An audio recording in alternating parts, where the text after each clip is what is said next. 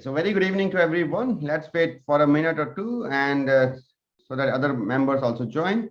So you know very well that this session we have organized for you so that you can learn directly from experts, as we have committed that we'll be bringing the expert, we'll be bringing the industrial experts, who can share their practical industrial knowledge, who can share their practical industrial experience with you, right? And that's the purpose why we have organized this particular lesson, right? Okay, so good evening everyone. So nice, we are live. So friends, a very warm welcome to everyone in this guest technical session. I say this is a technical session because this session will be taken by one of the renowned expert, a person who has worked with like different OEMs, a person who has vast experience, working with different industries, and he'll be sharing like one very good and one very important tool with you, which can be used like in any of your industry. So even you're working, of course, like this something which started in manufacturing, but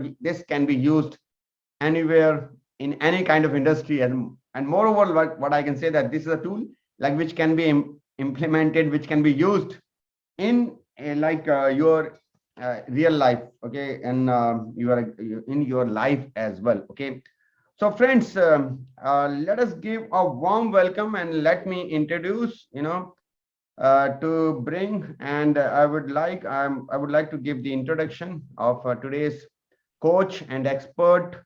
And let me give a brief introduction, and then I will request our guest to introduce. So friends, let me introduce, right? Voice is low. Okay, let me increase my voice. I'm increasing my voice to at my end to the fullest. Okay, great. I think my voice is okay now. So friends, a very warm welcome to a person. He's an ex Ford. He has worked with Ford. He has worked with General Motors. He has worked with JBM. He has worked with Minda Group of Industries. He has 23 years of experience in the multiple position, in the leadership position. Okay. And he has worked with multiple US based consultancy like RPG and CLG. And today, your coach, our guest, technical expert, industrial expert, Mr. Vijay Pathak sir, he will be taking session around 90-minute session on GD, okay? And you know that this is a universal problem solving approach, but you will get to know you'll learn more about this with a real life example. So friends, I would like you to just write welcome coach, WC, welcome coach. So please write WC in your comment, and then I will hand over baton to Mr. Vijay Pathak, right? And also, of my team member like from Submastery, Kishore will also be there. I'll be taking leave because I have some other sessions. So just write WC. So Vijay Pathak, sir, over to you, and a very warm welcome, sir, and thank you very much for taking this session for our members. We have very good number of participants. I can see, that's good. Thanks, Mr. Arun. Thanks a lot providing this platform to me and the viewers and the participants. As you have already sufficiently introduced me, I'm privileged to have you to introduce me.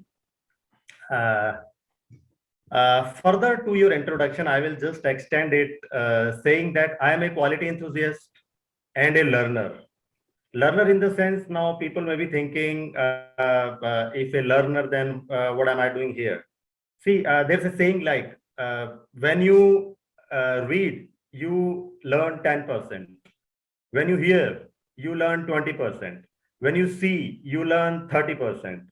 When you see and hear combined, you learn 50%. When you discuss, you learn 70%. When you experience, you learn 80%. And when you teach or share, you learn 95%.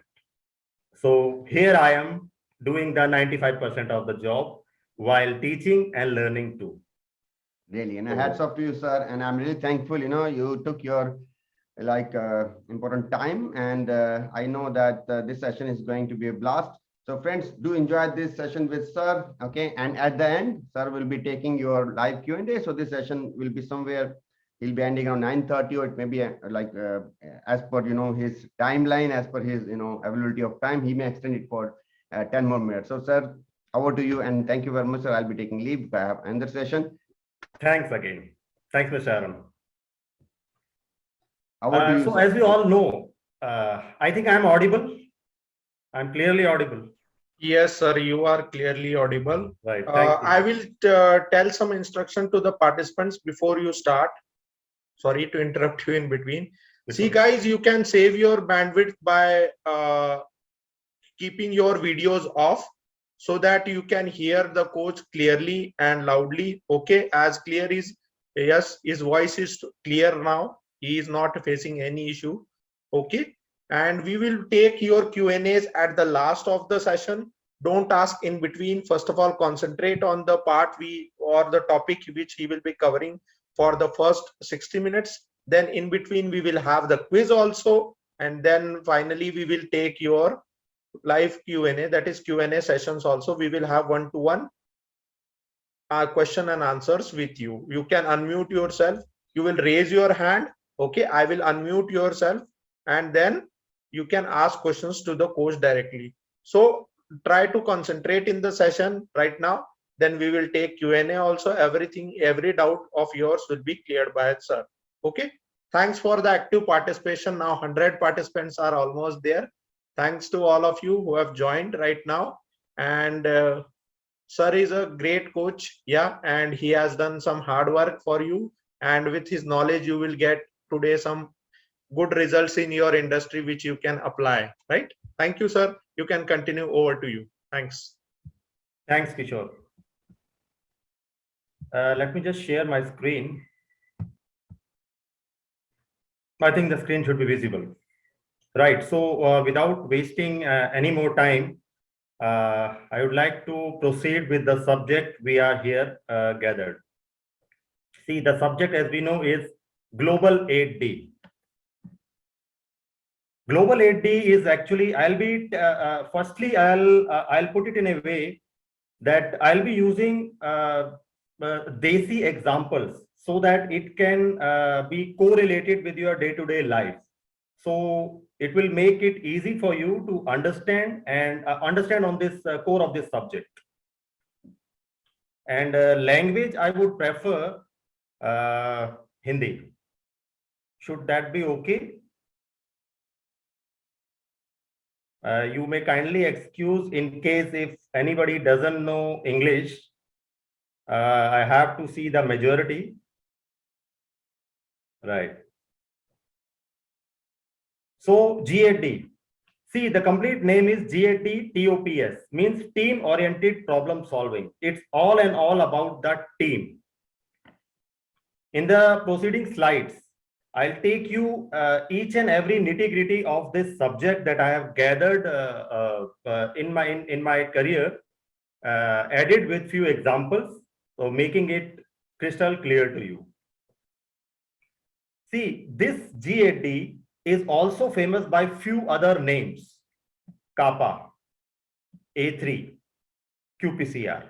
CAPA is corrective action, preventive action, A3 sheet, QPCR quality and corrective action. So these are the other few names by which this 8D is also famous. But you can say 8D is almost a mother of all these, but few of the customers have customized and given these names like CAPA, A3 and QPCR. Quality problem, countermeasure, report. There are basically 8 disciplines or 8 steps, we can say. Now, what is it? It's a structured methodology for effective problem solving. I would like to emphasize on effective here. When we talk about a problem, so what we expect is effectiveness means what? It should not be repeated, right? If it is getting repeated, there's virtually no use of taking any exercise. So effectiveness comes there so that it will not let it get repeated if we follow these 8 disciplines. Next, the approach that goes into it is, there we have to identify the problem, we have to correct the problem, and we have to eliminate the new as well as the recurring and chronic problems. See, I'll be using few words that are, you can say, to some extent technical, but still I would be using those, and we can take further sessions on elaborating on those topics that you may find not acquainted to. So here, like chronic problems are, sorry, I'll come to Hindi. I promised it.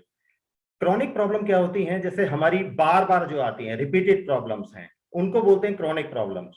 और एक होती है like sporadic in nature, कभी कभार आती हैं, नई आती हैं, so those are called sporadic in nature. Now 8 discipline, ये 8 डिसिप्लिन जो हमारे हैं प्रॉब्लम सॉल्विंग के, ये हमारी नई क्रॉनिक सभी तरह की प्रॉब्लम्स को सॉल्व करने में हमारी हेल्प करते हैं। Something to touch about the origin of 8D. Now, actually, the origin goes way back to US military. They actually derived it from the very core. And then what we are going through these days is the origin that has come from none other than Ford, my ex-company, I should proudly say. So 8D actually was made popular in 1980s by Ford company. They standardized it and define it in this structured way that we are going to see today. And needless to say, this is the most common and effective problem technique used around the world. And must mention, there's a quiz following with this session. I hope you will find it interesting. Also, there's an award, most active participant, right? So please be attentive and try to listen to my core tone. You will be provided the PPT, but still would strongly suggest either take screenshots or make your own notes, because it could take time to reach you. Now, the salient features of 8D. G8D.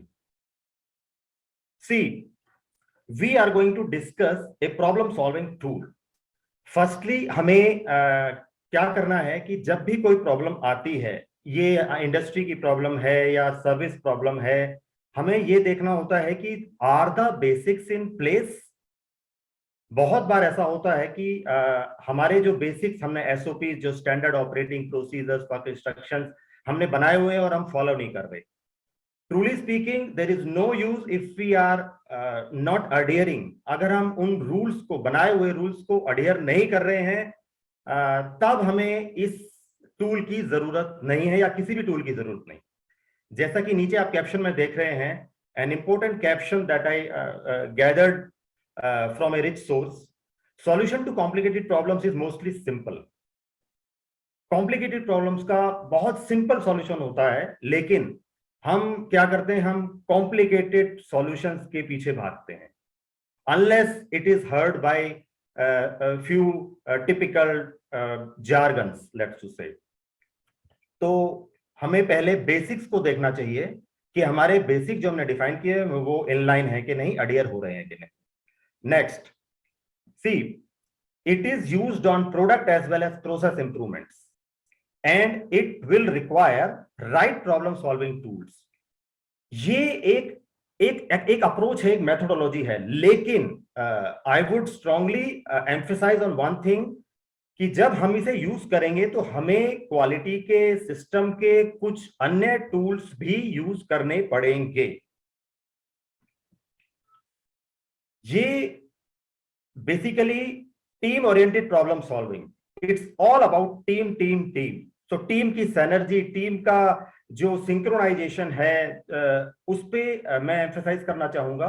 अगर कोई कहे कि मैंने G8D report बनाई है, मैंने G8D कर दिया है, इस प्रॉब्लम का सॉल्यूशन निकाल दिया है, लेकिन मैंने अकेले किया है, it's of no sense. It is made for team. Next, why team? Because the team as a whole is always better and smarter than an individual, right? So with this, I will switch on to the next slide, emphasizing again on team, team, team. हम इसमें आगे बात करेंगे कि team का मतलब क्या है। कहां कहां यूज होता है ये जीएटी, इसका एप्लीकेशन कहां कहां पे है? Automotive field, health care, engineering service, software development, data processing, financial services, any manufacturing setup, and what not. Means almost everywhere. So, आप में से बहुत से पार्टिसिपेंट्स ऑटोमोटिव से, आईटी से हो सकते हैं, लेकिन this is a common tool which can be used on any problem solving approach. When is the 8D essential? इसकी जरूरत कब पड़ती है? एक क्वेश्चन आता है, जब कस्टमर मांगता है. यस, ऑफ कोर्स, जब कस्टमर मांगे तब तो हमें देना ही है, बनाना ही है, इसको वर्कआउट करना है. लेकिन we should not restrict ourselves to कि कस्टमर मांगेगा तभी हम देंगे. ये हमें अपने आप भी करना चाहिए, क्योंकि प्रॉब्लम हमारे पास से आई है. हम नहीं चाहेंगे कि वो रिपीट हो, वो हमारा कॉस्ट ऑफ पुअर क्वालिटी बढ़ाए, क्योंकि कोई भी वेस्ट होता है तो हमारा कॉस्ट बढ़ता है. तो कस्टमर ना भी मांगे तो हमारी ड्यूटी बनती है, हमारा राइट बनता है कि हम उसे एक अप्रोच लगाएं कि वो दोबारा रिपीट ना हो. तो कस्टमर के मांगने पे तो देना ही है, लेकिन बिना कस्टमर के मांगे भी इंटरनली हमें करना होता है ये. Now see the application areas of 8D. कब कहां यूज होता है ये? जहां पे मेजर एनसी आती है. Non conformance. नॉन कन्फॉर्मेंस बोलते हैं कि हमें कुछ, जैसे हम मैन्युफैक्चरिंग की बात करते हैं, हमें कुछ बनाना है, कस्टमर की डिमांड है, हम उसको सेटिस्फाई करते हैं, हम मैन्युफैक्चरिंग करते हैं, सर्विस देते हैं. अगर वो फुलफिल नहीं होती, that is called the non conformance. उसे नॉन कन्फॉर्मेंस कहा जाता है. तो नॉन कन्फॉर्मेंस आती है तो यहां इसका यूज होता है. कस्टमर से कोई रिटर्न आता है, रिजेक्शन आता है, वहां यूज होता है. रेकरिंग इश्यूज, जो बार बार हमारे इश्यूज आते हैं, वहां यूज होता है. और ये जहां पे टीम बेस्ड अप्रोच की जरूरत होती है, जैसा मैंने पहले मेंशन किया, ये सिंगल पर्सन के यूज के लिए नहीं बना है. It is not design that way. ये जहां पे टीम अप्रोच चाहिए होती है प्रॉब्लम सॉल्विंग के लिए, वहां it has a vital role to play. क्या टूल्स इसमें यूज होते हैं? जैसा मैंने पहले मेंशन किया था, खाली अगर हम इस अप्रोच को समझ लेंगे will not be sufficient actually.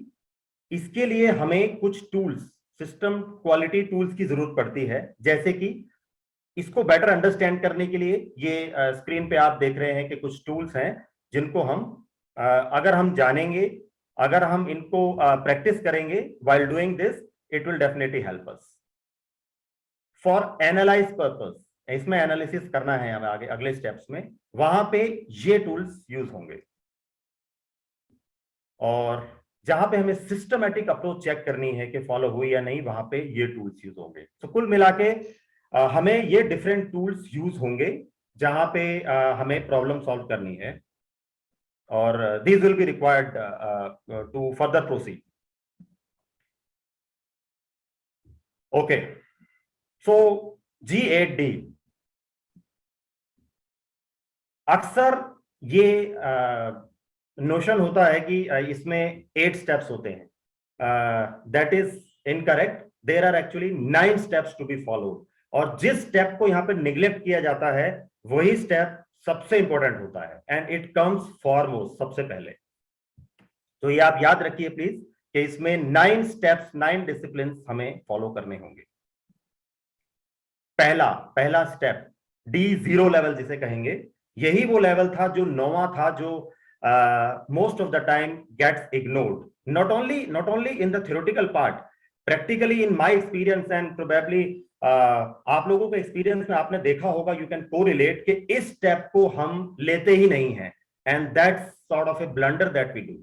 सो इस स्टेप में क्या इंक्लूड है, क्या करना होता है? ये सबसे पहला जिस स्टेप जो हम बोल रहे हैं, इसमें करना क्या होगा? ये एक प्रिपरेटरी स्टेप होता है. इसमें हम प्रिपरेशन करते हैं, प्लान करते हैं. हम इस स्टेप में डिसीजन लेते हैं कि G8D की जरूरत है भी या नहीं. इट में साउंड वियर्ड, बट बहुत बार ऐसा होता है, जैसे मैंने पहले मेंशन किया था, कि कई बार हम बेसिक्स को फॉलो नहीं कर रहे. और भी कुछ बेसिक चीजें होती हैं जहां पे अगर हम फॉलो नहीं करते हैं तो हमें ये करने की आवश्यकता नहीं पड़ती है. We don't require to use this at all. Next, एक टर्म होती है ERA, इमरजेंसी रिस्पॉन्स एक्शन। इसको हम फर्स्ट एड भी कह सकते हैं, एक बिल्कुल इनिशियल स्टेज। ये इस स्टेज पे लिया जाता है। ये कब लिया जाता है? जब हमें अभी सिर्फ प्रॉब्लम आई, और बल्कि प्रॉब्लम क्या, अभी तो हमारे को सिम्टम्स आए हैं। There is a difference, let me explain. ये बहुत इंपॉर्टेंट टर्म जो हम बार बार यूज करेंगे। सिम्टम होता है, प्रॉब्लम होता है और कॉज होता है। ये तीनों चीज डिफर करती हैं। मैं बिफोर मूविंग फर्दर मैं इसको एक्सप्लेन करना चाहूंगा कि एग्जाम्पल के जरिए। जैसे सिम्टम, आजकल के टाइम में बेस्ट एग्जाम्पल जो जो आई कैन को रिलेट इज लाइक, सिम्टम अगर हम बोल रहे हैं, हमें स्मेल आना बंद हो गया, हमें टेस्ट चला गया, ये सिम्टम है। What could be the problem? Covid Omicron, right? और इसका कॉज कुड बी एनीथिंग। हम यहां गए, वहां गए, हाथ मिलाया, ये किया, वो किया, मार्केट गए, व्हाटएवर। सो जस्ट थोड़ा सा समझाने के लिए कि इसमें सिम्टम और प्रॉब्लम और कॉज में डिफरेंस होता है। ये ERA जो इस स्टेप पे हमें लेना है, ये अभी हमारे पास सिर्फ सिम्टम है। आप विजुलाइज कीजिए, अभी प्रॉब्लम आई है, हमें रूट कॉज तो दूर दूर तक नहीं पता है, हमें प्रॉब्लम भी ठीक से नहीं पता है, जस्ट हमें सिम्टम दिख रहा है ऊपर ऊपर का। इस स्टेज पे हमें ERA लिया जाता है। मैं ERA के एग्जांपल्स दूंगा कि ERA, what do I mean by ERA। ये मैं एक्सप्लेन कर चुका हूं कि हमें या इस स्टेज पे समझना होता है कि ये सिम्टम है, ये प्रॉब्लम है, ये कॉज है। इसमें डिफरेंशिएशन, इस पे क्लैरिटी हमारी जरूरी है। हमें इस स्टेज पे स्टार्टिंग में पता है कि प्रॉब्लम आई है, कुछ इश्यू है, कुछ एबनॉर्मलिटी है, तो हमें एक टाइमलाइन के लिए तैयार होना है। हमें रिसोर्सेज के साथ तैयार होना है कि इसमें कुछ रिसोर्सेज लगने वाले हैं। Do not forget team work. ये टीम का खेल है।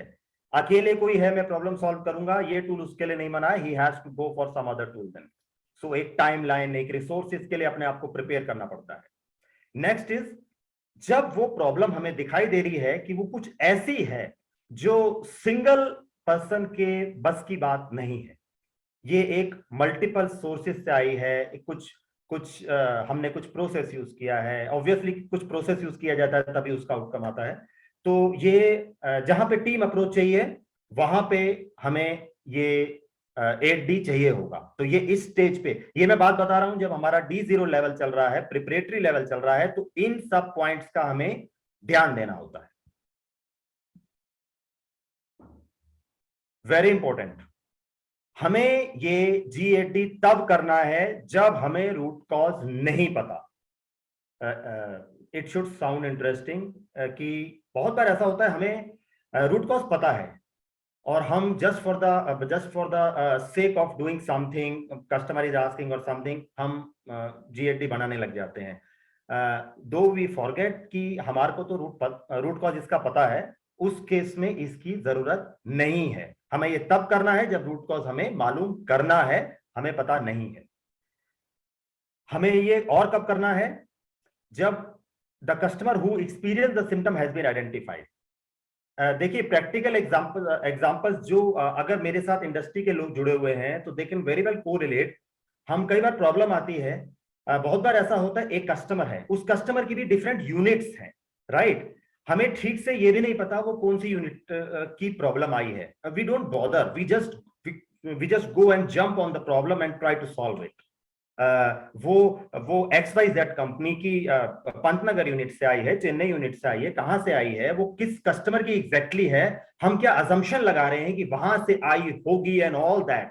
तो ये जितना भी अजम्पशन हम करते हैं ना, आई मीन ऑल दिस वेग अजम्पशंस की शायद वहां से आई है, शायद को हटाना है इस स्टेज पे before we move further. The symptoms has been identified and quantified. I would emphasise on quantified.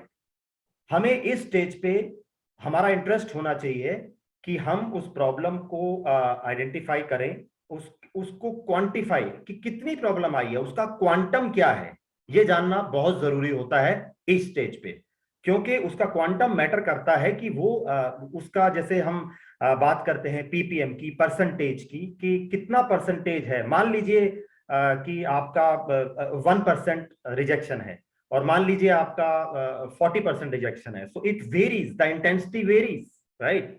सो अगर हमें वो क्वांटम कौन बताएगा? हमें कस्टमर से पोलाइटली पूछना है, और साथ में हमें उसका अगर हो सके तो डिफेक्ट सैंपल लेना होता है कि ये बहुत मैटर करता है। ये हमारी अजम्पशंस को एक्चुअली काफी हद तक एड्रेस कर देता है कि वो प्रॉब्लम हम कस्टमर से रिक्वेस्ट कर सकते हैं कि प्लीज आप ये हमें इसका एक सैंपल दीजिए, हम देखना चाहते हैं, we want to study it more कि ये किस तरह का प्रॉब्लम आया है। सो इसकी क्वांटिटी, इसका सैंपल हमें इस स्टेज पे ले लेना चाहिए अपने कस्टमर से, जहां से भी प्रॉब्लम आई। ये नई प्रॉब्लम है या रिपीटेड है, इसी स्टेज पे जानना बहुत जरूरी है, क्योंकि वो निर्धारित करेगा कि हमें कौन सा टूल यूज करना पड़ सकता है। जैसे टूल हमारे पास बेसिकली जब हम रूट कॉज एनालिसिस करते हैं कि इसका कॉज क्या है, हमारे पास कुछ टूल्स होते हैं, वाई टूल होता है, फिश बोन डायग्राम होता है, और अन्य प्रकार के कई टूल्स होते हैं। अगर वो प्रॉब्लम स्पोरेडिक है, स्पोरेडिक जैसे मैंने बताया कुछ नई है, पहली बार आई है, या नई है, या कभी कभार आती है, ऐसे इश्यूज में हमें यूजुअली एक वाई टूल होता है। मैं आगे इसको एग्जांपल के साथ इलैबोरेट करूंगा कि ये वाई क्या है। तो इस स्टेज पे हमें जानना होता है कि प्रॉब्लम नई है या फिर ये रिपीटेड है, क्योंकि रिपीटेड है तो अप्रोच कुछ और होगी, नई है तो अप्रोच कुछ और होगी। तो ये सारे स्टेप्स है जो इस स्टेज पे हमें जानने और इनको प्रिपेयर करना बहुत जरूरी है। इनमें से अगर हम इनको इग्नोर करेंगे तो I mean we will not be effectively solving the problem, वो रिपीट होने के चांसेस बहुत ज्यादा होंगे। अब आते हैं हम इसके दूसरे स्टेप पे, जिसको डिसिप्लिन 1 स्टेप 1 कहा जाएगा। सबसे पहले टीम बनानी है। जैसा कि मैंने बताया था, it's a team oriented problem solving. तो टीम मींस व्हाट? टीम्स का मतलब क्या है कि इस्टेब्लिश ए टीम। क्या टीम से ध्यान में आता है कुछ लोगों को इकट्ठा करना है? नहीं, there's a logic behind it. क्या है वो logic? The team should be cross-functional, multidisciplinary approach with relevant process knowledge and involvement. Now, cross-functional team किसे कहते हैं कि जैसे अगर हम कंपनी की बात करते हैं, प्रोसेस की बात करते हैं, कई प्रोसेसेस इन्वॉल्व होते हैं, तो ये मल्टी डिसिप्लिनरी अप्रोच और क्रॉस फंक्शनल का मतलब है कि हमें डिफरेंट डिपार्टमेंट से डिफरेंट एक्सपर्टाइज की जरूरत पड़ सकती है। इसीलिए ऐसा ना करें कि हम किसी एक ही डिपार्टमेंट के लोग, यूजुअली गलती ये हो जाती है कि जैसे खाली क्वालिटी को टीम से हमने 4 आदमी ले लिए और हम 8D करेंगे, प्रॉब्लम सॉल्व करेंगे। No, we are wrong if we are thinking कि क्वालिटी डजंट मेक और manufacture the product, right? Quality has a different function. हमारा प्रोडक्शन, ऑपरेशन, मेंटेनेंस, बहुत टीम्स होती हैं, इन्वॉल्वमेंट होती है प्रोसेस में। जिन लोगों को इसमें कंट्रीब्यूशन होता है, हमें उनको इन्वॉल्व करना है, और जिनको प्रोसेस नॉलेज है, और जो वॉलंटरीली जो इंटरेस्टेड हैं, जो इन्वॉल्व होना चाहते हैं, उन लोगों को हमें मिला के ये टीम बनानी है। हमें इस स्टेप पे आके एक सो टू कॉल्ड एक तैयार होना है कि हमें इसमें अब कुछ टाइम लगने वाला है, और हमारी जो अथॉरिटीज हैं उनकी जरूरत पड़ सकती है हमें, हमारे जो स्किल्स हैं, जो एक्सपर्टाइज हैं, उनकी जरूरत पड़ सकती है। उन्हीं को मिला के ये टीम बनाई जाती है। मींस मल्टी डिसिप्लिनरी अप्रोच, मिला जुले डिपार्टमेंट्स को, जो रेलिवेंट डिपार्टमेंट्स हैं। अब इसका ये भी मतलब नहीं है कि कोई प्रोडक्शन की प्रॉब्लम आई है, उसमें आप एग्जांपल फाइनेंस के बंदे को ले लेते हैं, एचआर के बंदे को ले लेते हैं। They may also be required, depends, but usually जो रेलिवेंट प्रोसेस के जितना क्लोज होते हैं जो डिपार्टमेंट्स, जो लोग, उनको लेना is a sagacious step in this team building formation step. Now, what is team? Team is a small number with a product and process knowledge, जैसा मैं ऑलरेडी बता चुका हूं, जिनके पास उससे रिलेटेड स्किल्स हैं, वो कुछ एक्सपर्टाइज है। और एक्सपर्टाइज का मेरा मतलब ये नहीं है कि those all has to be the head of the department, या उन सबको एक सो टू से डिपार्टमेंट हेड होना पड़ेगा, सीनियर होना पड़ेगा। एब्सोल्युटली नॉट, बल्कि आई वुड स्ट्रांगली सजेस्ट इसमें हम जूनियर लोग जो शॉप फ्लोर के होते हैं, जो प्रोडक्ट के बहुत करीब होते हैं, जिनके हाथ प्रोडक्ट पे लगते हैं, इन the sense the lowest level को भी लिया जाए तो it helps in a big way. Means एक कोहेसिव टीम की इसमें जरूरत होती है। तो ये था टीम के बारे में कि टीम बनाते हुए हमें किन किन बातों का ध्यान रखना चाहिए। सी, थोड़ा सा और elaboration on the team, they should be willing to contribute. जबरदस्ती वाले अगर आप आ जाओ, उससे they will probably not be contributing much. Voluntarily वो आए तो it will make sense and it will add value. Capable होना चाहिए उनको, डायग्नोस प्रॉब्लम में उनका इंटरेस्ट होना चाहिए, उनकी कुछ योग्यता स्किल होनी चाहिए, वो ट्रेनेबल होने चाहिए। अगर वो ट्रेन नहीं कर सकते तो कम से कम ऐसे होने चाहिए जो अगर उनको ट्रेनिंग दी जाए तो वो कम से कम समझ सके, तो प्रोसेस नॉलेज के काफी करीब होना चाहिए उनको। और वो टीम प्लेयर अपना आप में एक वास्ट सब्जेक्ट है। मींस एक टीम अप्रोच, टीम पे इसलिए अब मुझे ये मेंशन करने की बार बार जरूरत नहीं है कि टीम का कोहेजन जो है plays a vital role here. Team का साइज क्या होना चाहिए? Sometimes this question comes, usually it may vary but usually suggest किया जाता है 4 to 7। वाई? 4 से कम अगर होते हैं तो वो practically I am just repeating it कि it is not, let's not be fussy about the numbers, but usually 4 से 7 लोग होंगे, तो 4 से कम लेंगे तो हमारे को वो एक्सपर्टाइज सारे डिपार्टमेंट की मल्टीडिसिप्लिनरी अप्रोच भी चाहिए, वो सब चाहिए, शायद ना मिल पाए। और अगर हम 7-8 से ऊपर जा रहे हैं तो वो फिर इनफैक्ट एक कहते हैं ना कि जैसे ब्रेन स्टॉर्मिंग हमें आगे एनालिसिस इसमें करना पड़ेगा, कि कुछ लोगों का वार्तालाप होगा, डिस्कशंस होंगे, तो वो ब्रेन स्टॉर्मिंग जो होगा वो ब्लेम स्टॉर्मिंग बन सकता है, BLAME। तो वो फिर एक आपस में दोषारोपण और वो सब। बड़ी team is not usually preferred here. सिर्फ इंटरेस्टेड, वॉलंटरीली, और जो मैंने ऊपर पॉइंट बताया उनका ध्यान रखते हुए अगर इसका काउंट की बात करते हैं तो 4 से 7 के जो नंबर है that is mostly suggestible. Okay, so definition of the problem हमने पहला स्टेप कर लिया है इसका। अब हम वी आर मूविंग फर्दर। उससे पहले जानना जरूरी है कि डेफिनेशन ऑफ द प्रॉब्लम या प्लानिंग, इसकी क्या वैल्यू है। ये आप देख रहे हैं हमारे कुछ दिग्गज लोग हैं जिनके proverbs they are right on the screen. A problem well defined is well stated. कहा जाता है कि प्रॉब्लम अगर सही तरह से डिफाइन की जाती है तो वो आधी वहीं सॉल्व हो जाती है। ये इंपॉर्टेंस है एक प्रॉब्लम को सही तरह से डिफाइन करने की। हम आगे जरूर बात करेंगे कि डिफाइन करने में क्या ध्यान देना पड़ता है, और आगे आप फर्दर इसके प्रोवर्ब्स पढ़ सकते हैं। इन पे मैं ज्यादा इलेबोरेट नहीं करूंगा, these you can very well read, but these statements has a great importance to be understood before we move further. Now, जैसा कि बताया कि अब हम नेक्स्ट स्टेप पे आते हैं। पहला स्टेप था टीम बनानी है, कैसे बनानी है, क्या बनानी है, हमने उसमें बात की। नेक्स्ट है डिफाइन द प्रॉब्लम, जो कि बहुत जरूरी है। आइंस्टाइन साहब ने कहा है कि इफ यू कैन नॉट से it simply you do not understand the problem. अगर आप उसको व्यक्त नहीं कर पा रहे हैं, अगर आप उसको डिफाइन नहीं कर पा रहे हैं, आप कंफ्यूज्ड हैं उसको बताने में, अपने आप को भी किसी को भी, इसका मतलब आपको प्रॉब्लम समझ ही नहीं आई है। तो it means a lot to define it properly. Now properly define means what? इसके लिए क्या लगेगा? एक टूल है, जैसा मैंने बार बार बताया, ये 80 प्रॉब्लम सॉल्विंग अप्रोच है, इसमें कई टूल्स लगते हैं।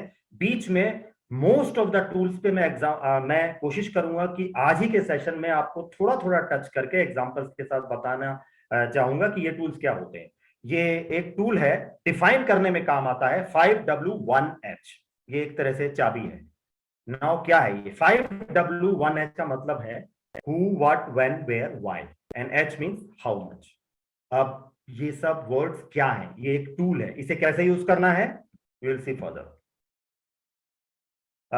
Before we go into that, जैसा हम पहले बात कर चुके हैं कि प्रॉब्लम की क्वांटिटी, वो क्वांटिफाइबल की कितनी क्वांटिटी उसकी रिजेक्ट हुई है इंटरनली या कस्टमर के थ्रू, तो वो हमें अगर पता होनी चाहिए before we go for the defining step. Now most important, जो आप रेड में स्क्रीन पे देख रहे हैं, कभी भी प्रॉब्लम को डिफाइन करने में रूट कॉज या कोई गैस वर्क या ओपिनियन, एक्शन, सॉल्यूशन कभी नहीं आना चाहिए। हम मोस्टली ये गलती करते हैं। तो इस सेशन में देखिए, मैं एक ऐसा टॉपिक छेड़ रहा हूं जो बहुत कॉमन है, राइट? लेकिन इसमें हम गलतियां कहां करते हैं, that we purely miss out. उस पे आज एम्फेसाइज करने की अपॉर्चुनिटी को आप ध्यान से सुन सकते हैं।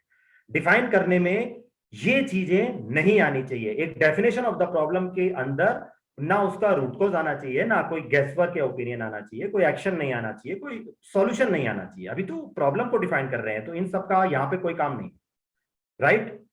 अब ये जो what, where, when, who, why थे, एक एग्जांपल के जरिए समझते हैं कि व्हाट इज दिस, ताकि आपको क्लियरली समझ आ जाए कि व्हाट का मतलब क्या है।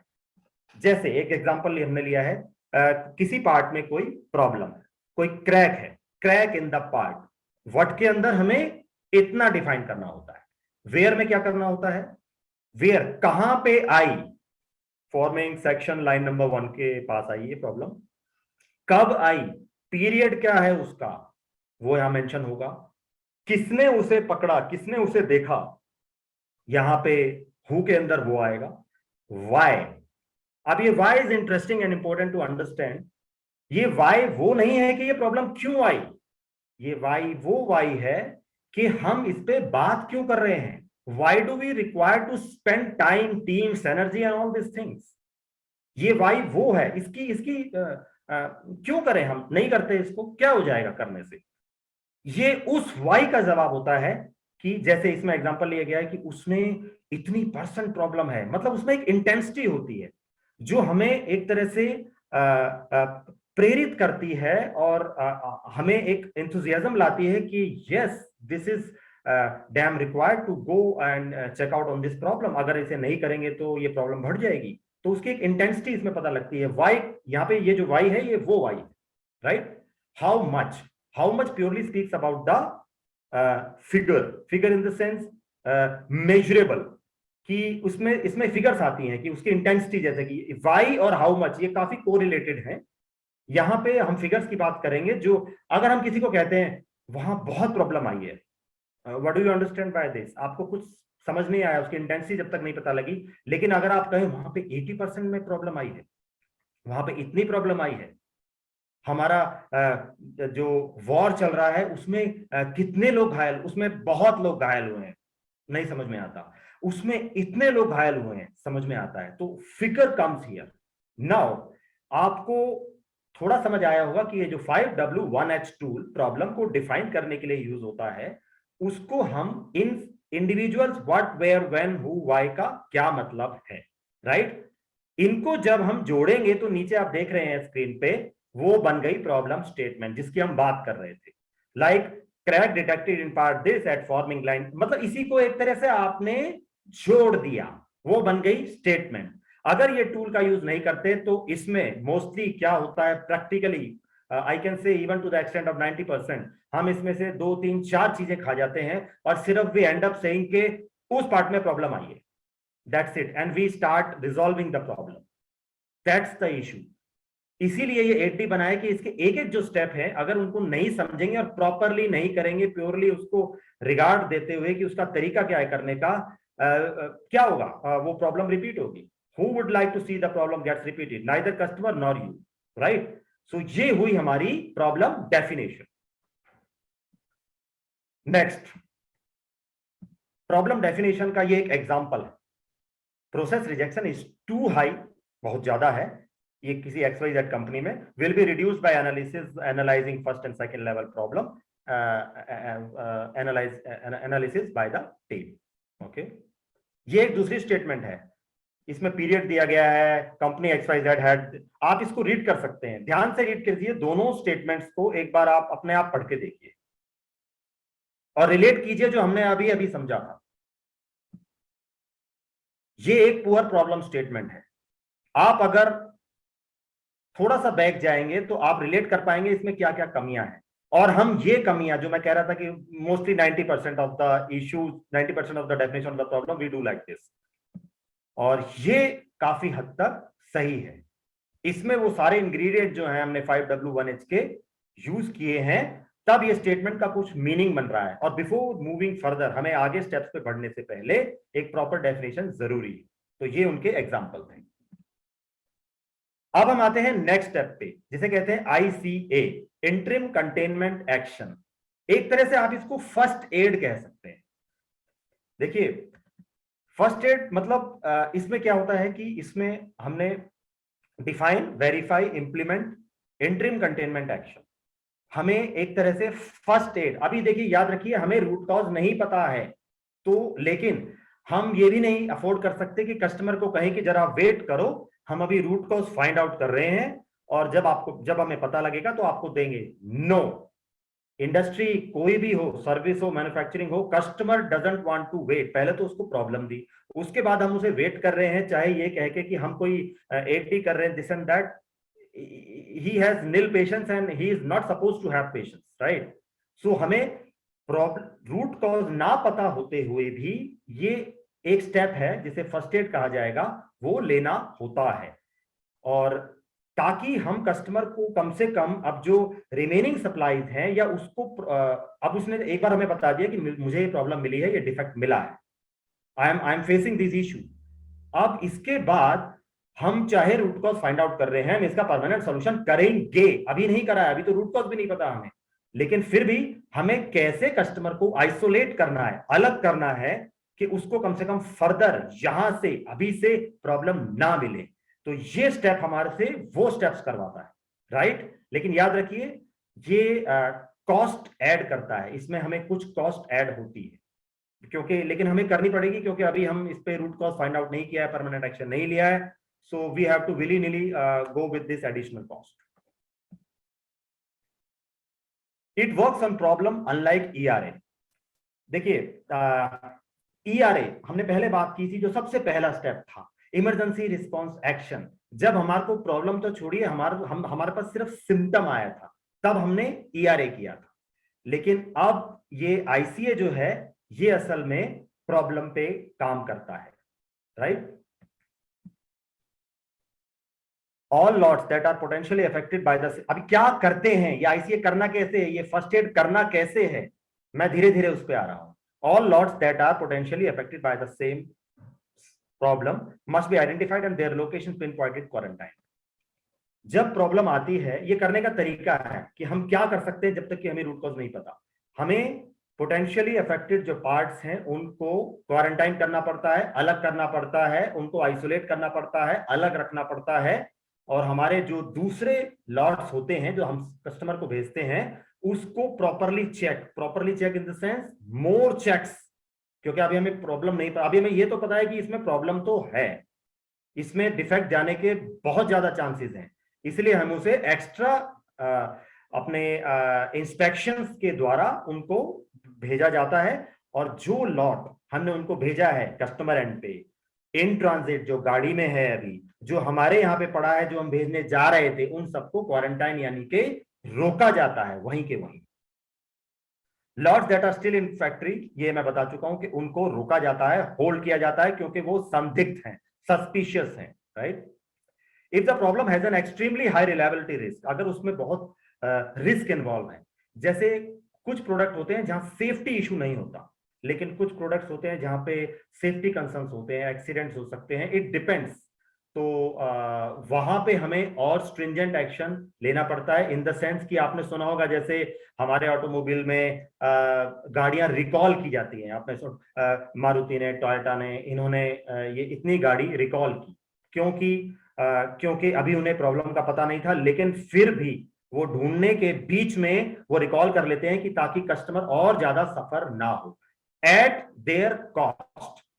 ये कॉस्ट सप्लायर की कॉस्ट होती है, बिकॉज दे डिजर्व्स टू पे फॉर दिस कॉस्ट, क्योंकि उन्होंने गलती की, अभी वो ढूंढ रहे हैं, लेकिन all we can do is कि कम से कम रिकॉल करके उसको वहां पे आइसोलेट कर दें, रोक दें कि we are studying this thing, या इसको रिप्लेस कर दें विद द राइट पार्ट कि उनका काम चले। मेन चीज हमें ध्यान रखनी होती है कि कस्टमर ने जो एक बार प्रॉब्लम सफर की, हमें कंप्लेंट की, लेकिन उसकी फिर भी गाड़ी चलती रहे, even in the meantime we are resolving the issue. और याद रखिए ये ICA है, ये फर्स्ट एड है, ये परमानेंट एक्शन नहीं है। परमानेंट एक्शन कहां से होगा, हमें अब तो अभी रूट कॉज पे भी नहीं पहुंचे, रूट कॉज आएगा तब उसके बाद एक्शन लेंगे। तो ये जो एक्शन है जो कॉस्ट ऐड करता है, हमें करनी पड़ रही है, इसलिए कहते हैं कि maintenance is always cheaper than repair. अब हमें ये करना पड़ रहा है ताकि कस्टमर को हम कम से कम अभी के लिए टेम्परेरी आइसोलेट करें कि आप ये राइट पार्ट लीजिए till we are resolving the issue on the problematic parts. ICA के कुछ एग्जांपल्स, ये आप रीड कर सकते हैं, because in the with respect to the timings I will go a bit fast on few slides that you can easily read out. आप इसका screenshot ले सकते हैं, जो टेक्निकल लोग हैं उनको ये काफी हेल्पफुल होगा कि आईसीए जो है, इंटरिम कंटेनर इंटरेक्शन, किस किस तरह के होते हैं, हम क्या करते हैं, उसके ये कुछ एग्जांपल्स हैं। राइट, जब हम ईआरए आईसीए यानी कि थर्ड स्टेप हमने जो ये अभी अभी किया रिसेंटली, जब ये हमने वैलिडेट कर लिया तो हम ईआरए जो सबसे पहले लिया था उसे हम हटा देते हैं अगर पॉसिबल है तो, क्योंकि दोनों चीज अगर हमने की both are adding to the cost, तो doesn't make much sense, right. So क्योंकि दो कॉस्ट, एग्जांपल किसी का एक्सीडेंट हुआ, उसको रोड पे किसी ने उठाया, तो वहां पे उसने जो उसे उठाया, अभी कुछ नहीं पता उसको क्या चोट लगी है, उसको गंभीर चोट लगी है, उसकी बोन ब्रेक हुई है और व्हाटएवर, अभी कुछ नहीं पता। वो एक ईआरए देने की स्टेज है, इमरजेंसी रिस्पांस एक्शन, जो किसी भी डॉक्टर, अभी ये डॉक्टर नहीं है जिसने उसे उठाया, पर उसने जो एक्शन लिया वो ईआरए स्टेप था। वो उसे हॉस्पिटल लाया, हॉस्पिटल में जब सबसे पहले नर्स ने उसका जो भी प्रिलिमिनरी चीजें होती हैं फर्स्ट एड के दौरान उसका चेक किया, अभी भी पता नहीं लगा है कि कितनी गंभीर है, लेकिन फिर भी उस आदमी के कंपेयर में अब वो एक थोड़े से एक्सपीरियंस पर्सन के पास गया है, डॉक्टर के पास, नर्स के पास गया है, सॉरी, तो वो जो एक एक्शन लेगा कि हाँ, वो कम से कम इतना बता देगा कि इसको पैर को हिलाइए मत, और वो कम से कम एक सॉफ्ट बैंडेज, हॉट बैंडेज बांधेगा, कुछ इस तरह का करेगा कि अभी इसमें हो सकता है ये हो वो हो, पर आप फिलहाल के लिए ये कर दीजिए। वो आईसीए एक्शन होता है, राइट। आप देख रहे हैं डिफरेंस, ईआरए में हमने क्या किया और आईसीए में हमने क्या किया। अभी हमें क्योंकि रूट कॉज नहीं पता, परमानेंट सॉल्यूशन अभी बिल्कुल हम सोच नहीं सकते हैं। सो लेकिन आईसीए जब हमें पता लग गया अगर कि इनको पैर में चोट लगी है, ऐसा लगता है, क्या है वो गंभीर अभी नहीं पता लगा, एक्सरे से पता लगेगा, लेकिन फिर भी जो हमने इसके लिए अगर कुछ ईआरए किया था, कुछ अलग से बैंडेज जो इस अनजान आदमी ने हेल्पिंग एटीट्यूड की वजह से बांधी थी, उसको अब हम हटा सकते हैं, उस पर there is no need. As and when we are moving towards the mature steps of this problem solving, हम पिछले जो हमने उस पे जो जुगाड़ू स्टेप्स किए हैं सो टू से, उनको हम हटाते जाएंगे, क्योंकि दोनों तरफ से कॉस्ट लगाना डजंट मेक मच सेंस। अब हम नेक्स्ट स्टेप पे आते हैं, define the and verify the root cause, probably the most important step of this exercise. अब हम रूट कॉज क्या है इसका, राइट, सॉल्यूशन होता है, रूट कॉज होता है। इस सॉल्यूशन पे तो हम कर देंगे, हमें पता लग जाएगा when we are keen clear कि ये हमारे को प्रॉब्लम थी, ये रूट कॉज था। That's not that difficult comparatively, लेकिन मुश्किल क्या होता है, रूट कॉज क्या था, ये क्यों, ये आई कहां से। अगर हम उस पर अटैक किल नहीं करेंगे, ये फिर दोबारा आएगी, डेफिनेटली आएगी। आपने कुछ किया ही नहीं रूट कॉज पे, तो वो दोबारा आना स्वाभाविक है, right. So be very keen and serious on this step. कैसे करना है इसको मैं और एलेबोरेट लूंगा, राइट। मेन मतलब चोर पकड़ना है हमें, कल्प्रिट पकड़ना है इस स्टेप में कि किसकी वजह से आई, राइट।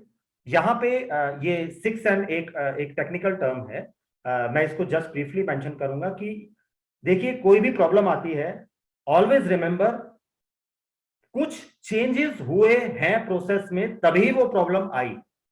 क्या हुए हैं, अब ये 6M मैन मटेरियल, हमारे ये कुछ टेक्निकल टर्म्स हैं, measurement, mother nature and all those, तो इन पे हम एनालिसिस करते हैं और पता लगाते हैं कि कहां पे चेंज आया है, लेकिन चेंज तो कहीं पे आया है। We should be prepared to catch out that. अगर हम रूट कॉज फाइंड आउट कर रहे हैं तो इन्हीं में से कहीं पे कुछ चेंजेस हुए हैं, वहां देखने की आवश्यकता है, राइट। अब रूट कॉज एनालिसिस, इस स्टेप को करने के लिए हमारे पास टूल्स मैंने अभी यूज किया था। एक वाई एक टूल होता है जो सबसे कॉमन टूल है, समझना इसे बहुत आसान होता है even for a non technical person. इसके अंदर ब्रेनस्टॉर्मिंग, मतलब कुछ लोग मिलके, कुछ लोग कौन से हैं ये लोग वही हैं जो हम जिनकी टीम बनाई है, और नीडलेस टू से ये सारे वो सक्षम, इंटरेस्टेड और टीम की जो भी क्वालिटीज थी इन लोगों में है। So they are the right people that are doing this analysis. तो वाई एक ऐसा टूल है, इसमें कुछ नहीं करना है, even for the non technical people. I just touch it कि हम नेक्स्ट स्लाइड में देखेंगे, इसके कुछ एग्जांपल्स भी आपको क्लियरली समझ आ जाएगा कि वाई करते कैसे हैं। जब प्रॉब्लम आती है तो आपको निरंतर वाई पूछते जाना है, क्यों क्यों क्यों क्यों क्यों। कितनी बार, एक मिथ है कि 5 टाइम्स, आई डोंट अग्री। ये 5 नहीं होता, 5 इज जस्ट ए नंबर। ये 5 से कम भी हो सकता है, ये 5 से ज्यादा भी हो सकता है। So don't be fussy about 5, just keep on doing the why till we reach to the root cause. और ये एक दूसरा तरीका है fishbone analysis, Ishikawa diagram, इसके इसके इसके कई नाम हैं, कॉज एंड इफेक्ट डायग्राम, ये सारे एक ही नाम है। तो मेनली हमारे वाई टूल और फिश बोन डायग्राम, ये दो तरह के टूल्स होते हैं जो रूट कॉज को निकालने में हम लोग यूज करते हैं। कुछ एग्जांपल्स वाई के, जैसा मैंने कहा था कि ताकि आपको समझ आ जाए, एक प्रॉब्लम है, कस्टमर इज अनहैप्पी, वाई, आपको देखिए वाई पूछते जाना है, why the customer is unhappy, because our deliveries of bicycles have been late for last month. अच्छा, बाइसिकल्स की डिलीवरी लेट हो गई थी। वाई, क्यों लेट हो गई थी? Because the production was behind schedule, production थोड़ा धीरे चल रहा था। वाई, क्यों धीरे चल रहा था? क्योंकि वो व्हील्स की शॉर्टेज हो गई थी। क्यों शॉर्टेज हो गई थी? बिकॉज इनकमिंग इंस्पेक्शन पे कुछ रिजेक्शन था, कुछ नहीं मतलब कुछ से ज्यादा, large number of wheels were not being round, वो वहां पे हमारे को व्हील्स की कुछ कमी हो गई थी। क्यों कमी हो गई थी? क्योंकि जो हमने परचेज किया था जिस सप्लायर से, हमने रिसेंटली किसी सप्लायर पे शिफ्ट किया था, ये सोच के कि ये हम यहाँ से हमें सस्ता मिलेगा। ऐसा कई बार हो जाता है, विदाउट प्रॉपर असेसमेंट हम ऐसा स्टेप कई बार ले लेते हैं इंडस्ट्रीज में जो हमें प्रॉब्लम को जन्म देता है। तो यहाँ पे रूट कॉज एक तरह से ये था कि हमने विदाउट प्रॉपर असेसमेंट एक नए सप्लायर पे सिर्फ कॉस्ट को देखते हुए चले गए, और वो now we see it as a problem. तो आपने देखा कि कितने वाई हमें करने पड़े और फिर वो हमें वहां पे रूट कॉज मिला। एक और एग्जांपल, गाड़ी स्टार्ट नहीं हो रही है, vehicle is not starting, why, क्यों? Battery is dead. Why the battery is dead? Alternator function नहीं कर रहा। क्यों नहीं कर रहा फंक्शन? उसकी बेल्ट ब्रेक हो गई है। कैसे ब्रेक हो गई है? Alternator belt was well beyond it's, वो उसकी लाइफ हो गई थी, हर चीज की लाइफ होती है। हमने उसको प्रिवेंटिव मेंटेनेंस का जो एक प्लान था उसको टाइम टाइम पे देखना था, वो नहीं देखा तो ब्रेक होनी थी। तो इसका मतलब, इसका रूट कॉज क्या निकला कि वो हमें टाइम पे चेंज करनी चाहिए थी ताकि वो ना ये प्रॉब्लम ना देती। Right, okay, this one should be interesting. In the benefit of time I still go fast. देखिए, ये केस स्टडी है, ये रियल लाइफ केस स्टडी है। जनरल मोटर्स का एक मॉडल था way back, I mean this story way goes back to 1960s around. Pontiac एक model था जीएम का। एक घर के अंदर लोग रोज अक्सर शाम को खाने के बाद आइसक्रीम खाने आइसक्रीम पार्लर जाया करते थे। नाउ व्हाट हैपेंड इज, उन्होंने इस बीच अपनी कार चेंज की। उन्होंने ये पॉन्टैक गाड़ी ली, जनरल मोटर्स की एक गाड़ी है, इन्होंने उसे परचेज किया। वो सारी फैमिली अपने डिनर के बाद आइसक्रीम पार्लर पे जाने लगी। नाउ व्हाट, जब उन्होंने एक चीज ऑब्जर्व की कि जब वो वनीला आइसक्रीम ऑर्डर करते थे तो वो कार स्टार्ट नहीं होती थी। उस दिन वो कार स्टार्ट नहीं होती थी जब वो खा के जाने लगते थे। और जब वो कोई और strawberry, mango, any other flavour जब वो लेते थे, गाड़ी स्टार्ट हो जाती थी। It may sound really weird, और ऐसा हुआ था। ये एक एब्सोल्युटली ट्रू स्टोरी है, आपको गूगल पे मिल जाएगी। इन द सेंस कि अब वो कस्टमर खुद भी सरप्राइज था ऐसा क्यों हो रहा है। उसने जीएम में सीनियर अथॉरिटी को, कस्टमर को लिखा इसके बारे में कि मुझे ये प्रॉब्लम आ रही है। उसका जवाब नहीं आया। प्रोबेबली उन्होंने सोचा होगा कि ये क्या प्रॉब्लम, अजीब सी प्रॉब्लम है। कस्टमर ने दोबारा लिखा कि मेरी प्रॉब्लम अजीब हो सकती है लेकिन है तो है, और मुझे आपसे सॉल्यूशन चाहिए। मैंने ये पॉन्टैक गाड़ी आपकी जब से ली है, और जब मैं इसको वनीला आइसक्रीम अपनी फैमिली के साथ लेता हूं तो ये स्टार्ट नहीं होती। प्रॉब्लम तो प्रॉब्लम है, सोचिए। अब हम रिलेट करेंगे ये 80 जैसी प्रॉब्लम इसको कैसे सॉल्व कर सकती है। मतलब एक गाड़ी और आइसक्रीम का क्या लिंक हो सकता है। कस्टमर ने, जीएम ने अपने एक होशियार इंजीनियर को भेजा कि आप एक बार एनालाइज करो। वो वहां पे गए, उन्होंने स्टडी किया। कुछ दिन उनके साथ वो वहां पे गए, उन्होंने स्टडी किया। स्टडी क्या किया उन्होंने, कुछ वो एक ट्रेन इंजीनियर था और वो 8D का कॉन्सेप्ट जानता था। उन्होंने कुछ डेटा, ऑब्जर्वेशन, इन सबको अपना पूरा दिमाग दौड़ाया, ऑब्जर्व किया कि ये हो क्या रहा है। ये रियली ये सही कह रहे हैं कि जब ये वनीला आइसक्रीम खाते हैं इसकी फैमिली, और जब ये स्टार्ट करते हैं तो स्टार्ट नहीं होती, और किसी और फ्लेवर के केस में ये स्टार्ट हो जाती है और गाड़ी चल पड़ती है। तो नाउ व्हाट, ये क्यों हो रहा है? बहुत अजीब सी प्रॉब्लम लग रही है। कई दिन उन्होंने इसको एनालाइज किया, और लास्ट में उस इंजीनियर ने कल्प्रिट यानी कि रूट कॉज को पकड़ लिया। वो क्या था? देखिए, वो स्टोर की जो लोकेशन थी, जो उसका हाउसकीपिंग था, वो वनीला आइसक्रीम सबसे ज्यादा चलने वाली आइसक्रीम थी उस स्टोर में। तो उसे वो मुख्य तौर पे आगे रखा करते थे कि ज्यादा अंदर किसी को लेने ना जाना पड़े। तो जब वो वनीला आइसक्रीम मांगते थे तो वो वनीला आइसक्रीम आगे ही होती थी, उनके हैंडी होती थी, वो दे देते थे। कम टाइम लगता था देने में, खाने में, और जब वो चलते थे तो वो गाड़ी स्टार्ट नहीं होती थी। और जब कोई और आइसक्रीम फ्लेवर मांगते थे, वो स्टोर के अंदर था, जाने में थोड़ा टाइम लग जाता होगा, लगता था।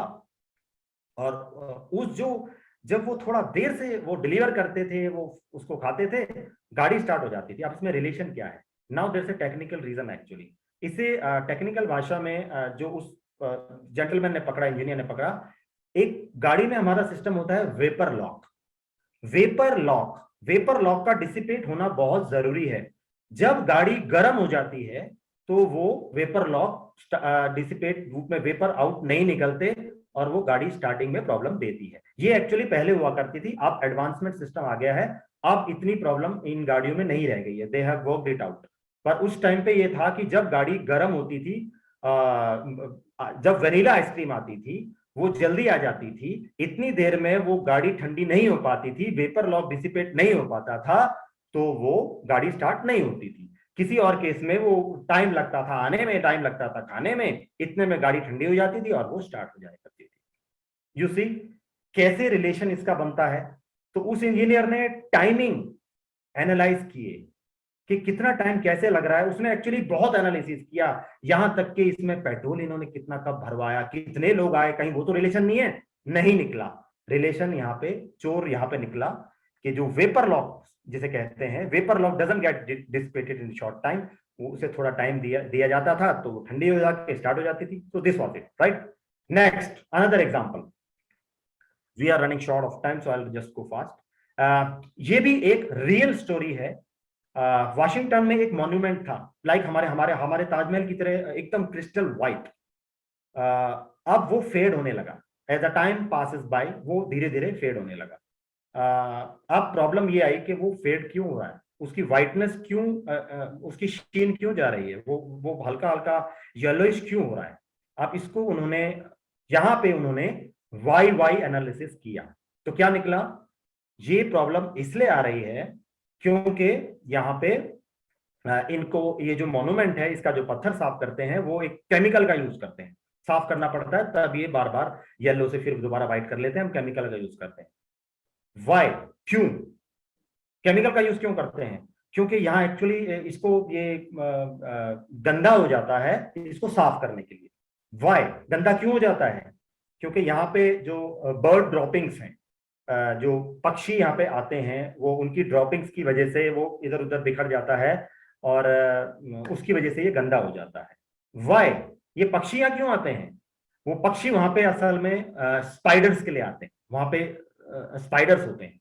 ये स्पाइडर्स यहाँ क्या कर रहे हैं? वाई स्पाइडर्स, स्पाइडर्स किसके लिए आते हैं? वहां पे कुछ इंसेक्ट्स उनको मिलते हैं जिनको वो खाते हैं, इसलिए स्पाइडर्स आते हैं। तो आपने देखा केमिकल लगता है क्योंकि बर्ड्स आते हैं, बर्ड्स की ड्रॉपिंग्स की प्रॉब्लम आती है। वो क्यों आती है? क्योंकि स्पाइडर के पीछे आते हैं। स्पाइडर किसके पीछे आता है? इंसेक्ट्स के पीछे। अब इंसेक्ट्स क्यों आते हैं? वाई, ये हम वाई वाई कर रहे हैं। इंसेक्ट्स क्यों आते हैं? इंसेक्ट्स इसलिए आते हैं कि जो लाइट जलती है वहां पे एक इवनिंग में, वो काफी पहले से लाइट जलाते हैं, बहुत ब्राइट लाइट जलाते हैं ताकि मॉन्यूमेंट दिखे, जिससे टूरिस्ट को अच्छा लगे, तो ऑल दिस। सो इस मतलब I will not elaborate it much, आप समझ गए होंगे। उस लाइट की वजह से वो मच्छर आते थे, मच्छर की वजह से वो इंसेक्ट्स आते थे, इंसेक्ट्स की वजह से all this stories. So root cause क्या निकला? उन्होंने बाद में जो लाइट थी उसको, उसका जो लूमेक्स जो उसका लेवल है, जो लक्स लेवल है, जिससे ल्यूमेन काउंट होता है, उसको घटाया, टाइमिंग चेंज किया, all those things they must have done to address this problem. अब वो इतना जल्दी जल्दी एटलीस्ट उसको इलोंगेट कर सकते हैं, उन्होंने रूट कॉज फाइंड आउट कर लिया। तो आपने देखा कि ये इस तरह से रूट कॉज जो है वो वाई वाई करने से निकल सकता है। हमारी इंडस्ट्री का ये जस्ट एग्जांपल है, ताकि आपको ये ना लगे कि सिर्फ हमारी रियल लाइफ में ही होते हैं। इंडस्ट्री को कोरिलेट करने के लिए I just coated this example, आप उसको रीड कर सकते हैं। तो जो टेक्निकल लोग हैं वो इसको समझ जाएंगे कि हमारे यहाँ पे इस तरह की प्रॉब्लम आती है और इस तरह का उसका रूट कॉज निकलता है। कि यहाँ पे जैसे हमने एक सप्लायर को चेंज किया था, उसका 4M जो चेंजेस किए थे उनको ठीक से स्टडी नहीं किया, एनालाइज किया, and that's why we end up in this problem, right? Okay, अब ये रूट कॉज में क्या होता है, देखिए जैसा मैंने बताया सबसे ऊपर सिम्टम होता है, फिर प्रॉब्लम होती है, और फिर होता है सबसे नीचे रूट कॉज। और याद रखिए कि रूट कॉज एक से ज्यादा हो सकते हैं, always remember this. Okay, now the most important funda of this session is this is purely on experience basis. You won't get this in even in Google. हमें कैसे पता लगे कि कहां पे जाकर रुकना है, कौन से वाई वाई पे रुकना है? हमने कहा कि 5 भी नहीं करने, 7 भी कुछ हो सकते हैं, 3 हो सकते हैं। ये वाई वाई रुकना कहां पे है हमें कैसे पता चले? मैं तीसरे वाई पे रुक गया और आई एम कन्विंस्ड कि हाँ यही रूट कॉज है, चलो यहां से इसको इससे काम करते हैं। तो कुछ फंडा अगर हमें हेल्प करे कि क्या फंडा हो सकता है कि जिससे we can conclude yes this is the root cause, यहां काम करना चाहिए। तो उसके लिए I have tried on my level to define in this manner. जब भी हम वाई वाई कर रहे हैं या हम डिफाइन कर रहे हैं कि ये है रूट कॉज, एक बार अपने आप से ये क्वेश्चन कीजिए इस मैनर में, जो वो रूट कॉज है क्या वो कंट्रोलेबल है? नेक्स्ट, क्या वो एक्शनेबल है? और ये जो थर्ड आप देख रहे हैं टर्न ऑफ टर्न ऑन, मतलब कि अगर हम उसे, चलो मान लेते हैं ये रूट कॉज था, हमने इसे एड्रेस किया, अब अगर ये एड्रेस करने के बाद क्या हम देखते हैं कि ये प्रॉब्लम दोबारा आ सकती है? अगर आ सकती है तो इसका मतलब या तो रूट कॉज गलत है या इनकम्प्लीट, कुछ भी कारण हो सकता है। तो ये वो फंडे हैं, जैसे एग्जांपल हम ऑफिस लेट हुए, ऑफिस लेट क्यों हुए? अगर हमने रूट कॉज इसका देखा, बारिश आ रही थी या ट्रैफिक थी। अब यहां पे ये लगा के देखिए, क्या ये आपके कंट्रोलेबल में है? बारिश ट्रैफिक आपके कंट्रोल में है? नहीं। क्या आप उस पर एक्शन ले सकते हैं? नहीं ले सकते। अगर आपने उसे एड्रेस कर दिया कि बारिश जिस दिन नहीं आएगी, तो भी क्या आप लेट हो रहे हैं? बिल्कुल, क्योंकि रूट कॉज तो कुछ और है असल में, ये तो हमने बहाना लगाया था। तो ये फंडा, इसका आप प्लीज स्क्रीनशॉट लीजिए। आपको टेक्निकल लोगों को जब भी कोई रूट कॉज निकालना है, रूट कॉज डिफाइन करने से पहले आप ये 3 क्वेश्चन अपने आप से कीजिए, and you will be able to define it in a right manner, and most of the time you will reach to the right root cause. वरना आप इससे पहले ही कहीं रुक जाएंगे और उस पर काम करेंगे और वो होगा नहीं, तो प्रॉब्लम रिपीट होने के चांसेस रहेंगे। तो ये कुछ फंडा हैं जो हमारे रूट कॉज निकालने में हमारी हेल्प करते हैं कि कहां पे जाके हमें रुकना है, राइट? नेक्स्ट एक्शन क्या है? Choose and verify permanent corrective action. देखिए step number 5 and step number 6। Step number 5 is basically, अब हमें रूट कॉज पता चल गया है, now we are at this stage, right? We are moving on now. अब हमें क्या करना है? रूट कॉज पता करने के बाद एक टर्म होती है वेरिफिकेशन, और जो नेक्स्ट स्टेप होगा वो एक्चुअली वैलिडेशन है। सो स्टेप नंबर 5 और स्टेप नंबर 6 को समझाने के लिए मैं उससे पहले वेरिफिकेशन और वैलिडेशन का एक बेसिक डिफरेंस आपको बताऊंगा, और आप ये दोनों स्टेप अपने आप समझ जाएंगे। इसके लिए मैं एक देसी एग्जांपल लूंगा, लाइक वेरिफिकेशन।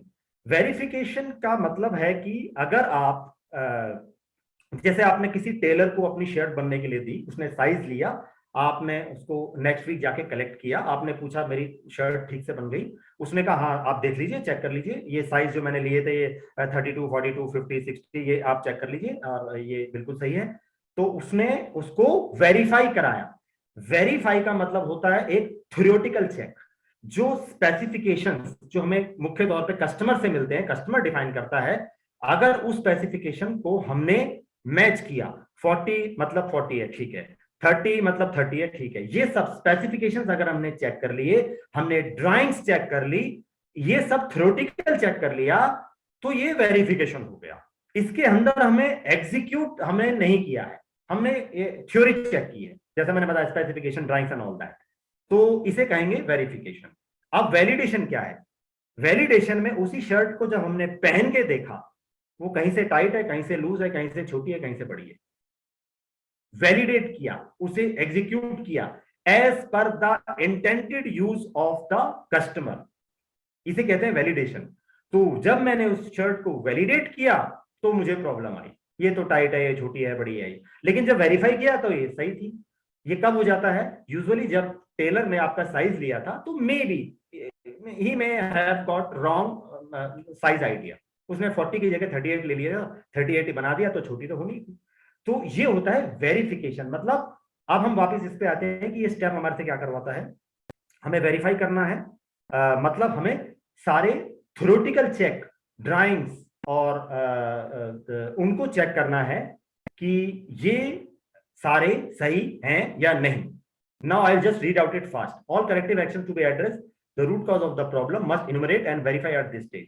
तो हमें थ्योरेटिकल चेक करना है, यानी कि वेरीफाई करना है, वो ये स्टेप हो जाएगा जब हम कंफर्म हो जाएंगे कि हाँ ये सब तो सही। नेक्स्ट है वैलिडेशन। मैं ऑलरेडी बता चुका हूं, वैलिडेशन मतलब ये एक तरह से practical check as per the intended use of the customer, ये चीज बनी है कि नहीं, ये पार्ट बना है कि नहीं। अब हम वो इंप्लॉय करेंगे प्रैक्टिकल, जैसे अब हम वो शर्ट को पहन के देखेंगे या कोई पार्ट है, अब उसको एक छोटे सैंपल पे उस पार्ट को हम यूज करेंगे। जो हमने रूट कॉज निकाला, हमने उसका प्रॉब्लम का समाधान किया, उस प्रॉब्लम को पिछले स्टेप में हमने वेरीफाई किया, थ्योरेटिकल चेक किया। इस स्टेप पे अब हम उसको वैलिडेट करके देख रहे हैं, उसको सिमुलेट करके देख रहे हैं प्रैक्टिकल कि ये ठीक है कि नहीं। एक छोटे लॉट पे हम करके देख लेते हैं बिफोर हम कॉन्फिडेंस गेन करें कि ये सही हो गया, आप चलो भेज दो। नहीं, ये एक स्टेप हमें मौका देता है, अपॉर्चुनिटी देता है कि उसको वेरीफाई और वैलिडेट करा जाए। राइट? सोच के देखिए, जब हमने ये सब कर लिया है और जिस अप्रोच से अभी तक हम यहां पहुंचे हैं, आरंट वी गेनिंग कॉन्फिडेंस की यस हमने सही लोगों को इन्वॉल्व किया, हमने सही तरह से डीप में प्रॉब्लम को डिफाइन किया। अब हमें पता है इसकी इंटेंसिटी, इसका क्वांटम ये है, हमने इसको रूट कॉज निकाला। और देखिए, डोंट फॉरगेट, हमने रूट कॉज निकालने में कितना तह में गए थे। कहीं पे वाई टर्म का हमने वाई एनालिसिस किया था, कहीं पे हमने फिश बोन यूज किया था या और अदर टेक्निक्स यूज की थी, लेकिन हमने रूट कॉज पकड़ लिया था। राइट? उसके बाद हमने इसे वेरीफाई करके देखा, उसके बाद वैलिडेट करके देखा। तो there are less chances we can go wrong if we are going and giving regard to all this steps. Now you can see on the screen, this is a last U-turn. Now U-turn means what? अगर हमने यहाँ validation में या verification में या किसी भी step में ये पाया कि ये तो प्रॉब्लम अभी भी आ रही है, समथिंग इज रॉन्ग, अब क्या करना पड़ेगा? वापस हमें जाना पड़ेगा। कहां पे, किस स्टेप पे जाना पड़ेगा? डिपेंड्स। ये भी हो सकता है आपको स्टेप नंबर 1 पे दोबारा जाना पड़े कि टीम में ही हमने वो मिसअंडरस्टैंडिंग थी, गलत आदमी ले लिए, या प्रॉब्लम को डिफाइन करने में कुछ कमी रह गई, या वेरिफिकेशन में गलती रह गई, वैलिडेशन में गलती रह गई, रूट कॉज प्रॉपरली नहीं था, या इकलौता नहीं था, उसके साथ और भी रूट कॉज हो सकते थे। वी रश्ड इट, हमने गलती से एक ही रूट कॉज पकड़ा या गलत रूट कॉज पड़ा, तो इसीलिए वेलिडेशन और वेरिफिकेशन और वैलिडेशन में वो फेल हो गया। अब यहां से हमें यू टर्न लेना चाहिए, उस स्टेप तक जाना चाहिए, एक एक पीछे करके कि कहां पे कुछ गलती हुई है। क्योंकि वैलिडेशन में मतलब अगर ये हमने यहां पकड़ा, इसका मतलब ये कस्टमर पे जाके प्रॉब्लम आने वाली थी। राइट? सो यहीं पे हमने पकड़ लिया। So the beauty of this GLD tool is कि ये आपको खुद ही एनालाइज करा के पकड़वा देती है कि ये प्रॉब्लम अभी सॉल्व नहीं हुई है। आप सीधा कस्टमर को मत भेजिए, डोंट बी ओवर कॉन्फिडेंट कि प्रॉब्लम आपने खत्म कर दी, नहीं। राइट? नेक्स्ट स्टेप देखिए, नेक्स्ट स्टेप क्या है? अब ये प्रॉब्लम, अब हम 6 स्टेप 7 पे आगे का मतलब हमने वैलिडेट कर दिया, रूट कॉज हमें पता है, प्रॉब्लम हमें पता है, हमने उसका सॉल्यूशन निकाल लिया है। अब क्या करना है इस स्टेप में? हमें हॉरिजॉन्टल डिप्लॉयमेंट करना है। वो प्रॉब्लम सिमिलर पार्ट्स में, सिमिलर प्रोसेस में और भी तो आ सकती है, हमें उसका रेकरेंस रोकना है कि दोबारा ना आए। खाली सी पार्ट में नहीं, खाली सी प्रोसेस में नहीं, किसी और में भी जो इससे रेलिवेंट, इससे रिलेटिव है, इससे सिमिलर है, उसमें भी ना आए। इसके लिए हमें उसे सिमिलर प्रॉब्लम्स पे भी वही सॉल्यूशन लगाना चाहिए। It make sense, right? All preventive action must be enumerated along with their owners and target dates. मतलब अब हमें प्रॉपरली, अब हमें रूट कॉज सॉल्यूशन सब पता है, अब हम उसको प्रॉपरली सिस्टम में डाल दें। उसको हमारे जो SOPs थे, मतलब standard operating procedures, work instructions, control plans, FMEA जो हमारा फेलियर मोड इफेक्ट एनालिसिस होता है, इन सब जगह पे अब उसको हम डिफाइन कर दें, उसमें ऐड कर दें, ताकि वो अब वैसे ही फॉलो हो। पहले ये इनकम्प्लीट था, इससे हमने लर्न करके उसे ऐड किया, उसे अमेंड किया, उसे सही किया, ताकि अब आने वाले दिनों में, आने वाले प्रोसेस में, आने वाले पार्ट्स में, आने वाले in the continuation of this part हम इसको अमल करें। जब हम सिस्टम में उसे डाल देंगे और उसे फॉलो करेंगे तो वो अपने आप ही इस पार्ट में और इसके सिमिलर पार्ट्स में नहीं आएगा। There is no reason absolutely we are religiously doing this, right. यहां पे हमें मिस्टेक प्रूफिंग अगर हो सके तो इस स्टेप पे लगानी चाहिए। मिस्टेक प्रूफिंग अपने आप में एक सब्जेक्ट है, मैं जस्ट उसे टच करूंगा, जापानीज में उसे टोकायोके बोलते हैं। अगर वो हो सके तो वो लगा देंगे तो प्रॉब्लम आने के चांसेस और कम हो जाते हैं, right. Now last step, congratulate the team. Now what do we understand by this? यहां पे हमें कॉन्ग्रेचुलेट करना है, जश्न करना है, मीन्स व्हाट?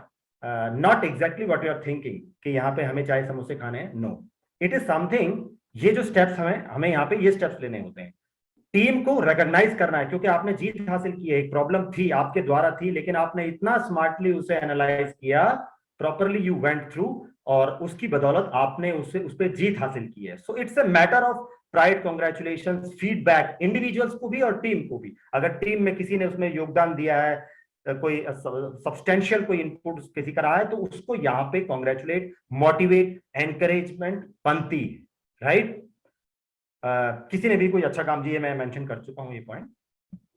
नाउ इस स्टेज पे एक अप्रूवल, मैनेजमेंट का अप्रूवल लिया जाता है कि yes we have worked on this problem, all the steps have been regarded, and now with this approach अब ये प्रॉब्लम ना ही इस पार्ट में और ना ही सिमिलर पार्ट या प्रोसेस में आने वाली है। इसको प्रॉपरली साइन किया जाता है हायर अथॉरिटीज के द्वारा, ताकि ये एक रिपोर्ट जो हमने बनाई है ये कस्टमर को अब हम दे सकें, so that to gain their customer gain their confidence, obviously customer will be happy to see कि yes प्रॉब्लम तो आई, लेकिन इन्होंने उसको एनालाइज करके उसको किल कर दिया है। सो अप्रूवल प्रोसेस इसी स्टेप में होता है। इसी स्टेप में इंक्लूड क्या होता है, जो लेसन हमने लर्न किए, जो गलतियां की, वो सब यहाँ पे इन्यूमरेट की जाती है, राइट। टीजीआर, टीजीडब्ल्यू, ये क्या होता है? Things gone right, things gone wrong. एक प्रोसेस, एक एक्सरसाइज हम कुछ भी करते हैं तो उसमें ये होता है, कुछ चीजें गलत होती हैं। हम कुछ एक्सरसाइज करते करते कुछ गलतियां कर रहे थे, हमें नहीं करनी है। एक्सरसाइज करते करते हमने ये नई चीज सीखी, अच्छा हुआ, आगे रिपीट करना है और प्रोसेस में इंक्लूड करना है। थिंग्स गॉन राइट, तो things gone right, things gone wrong, ये सब जो है वो सारा यहाँ पे समरी बनाई जाती है विद द टीम। सो ये जो congratulation of the team, success of the team है, इसमें ये सब स्टेप्स इंक्लूड होते हैं, राइट। और बिफोर और आफ्टर का एक कंपैरिजन बनता है यहाँ पे कि पहले ये प्रॉब्लम, अब इसमें कंपैरिजन में डेटा भी आ सकता है, उस पर पूरी स्टडी आ सकती है कि ये प्रॉब्लम इतनी क्वांटम था, ये प्रॉब्लम आई थी, कस्टमर पे आई थी, इतना हमें रिजेक्शन हुआ था, इतना मनी लॉस हुआ था, दिस एंड दैट, इसमें इतनी तरह के डिफेक्ट्स थे, इसमें इतने रूट कॉज थे, और उसके बाद आफ्टर कंपैरिजन हमने ये किया है और now the issue is resolve. So this was the 8th step and the last step of this exercise. PDCA, देखिए पीडीसी क्या होता है? Plan, do, check and act. हमारे क्वालिटी सिस्टम में पीडीसीए एक फादर है। फादर इन द सेंस, जितने भी सिस्टम्स हैं आपने सुने हैं क्वालिटी में, सिस्टम्स में, वो सारे अप्रोच, वो सारी जो बेस है, जो फंडामेंटल है, जो नींव है, वो इस अप्रोच पे बनी है। एक्चुअली ये विलियम शूहार्ट जो एक हमारे एक साइंटिस्ट थे, उन्होंने इसको इजाद किया था, इस अप्रोच को। हमारा ये सारे जो डी हैं, स्टेप्स हैं, ये बकायदा इस अप्रोच को भी फॉलो करते हैं, ये उससे अलग नहीं है। इनफैक्ट नॉट ओनली दिस, हमारे यहाँ लीन होता है, हमारे यहाँ सिक्स सिग्मा होता है, वो सारे भी इस प्लान, डू, चेक और एक्ट को प्रॉपरली फॉलो करते हैं, right. Okay, fine. So I think we are on time. We are on time. So here starts the quiz. Are we all ready? Are we ready? At least can I see some hand raised? Okay. So here starts the first question. आप please क्या करिए, किशोर, can you just unmute yourself, please? Kishore, are you there?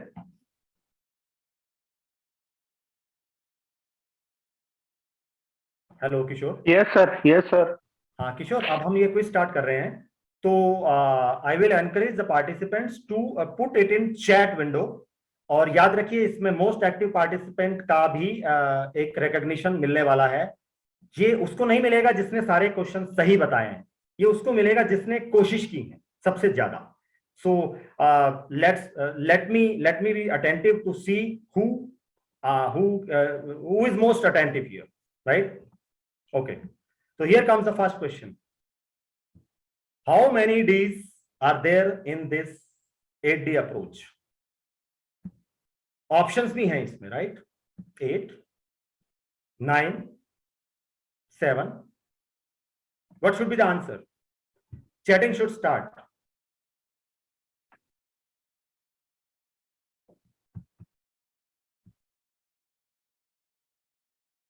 Okay. Kishore, please keep an eye who is responding and is the most comparatively active participant here. So मैं देख पा रहा हूं कि कोई लोग 8 बोल रहे हैं, कोई 8D बोल रहे हैं, कुछ ने 9 बोला था, right? So I am supposed to disclose the answer here.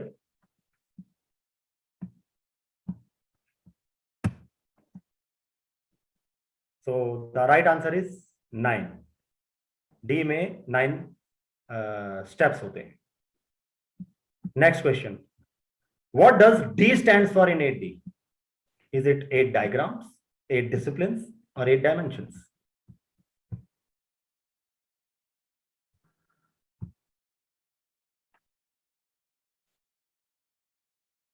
Okay. Right. Mostly are going right. Kishore, please keep an eye who is the most actively participating fellow. Okay, so let me disclose the answer here. Okay, 8 disciplines.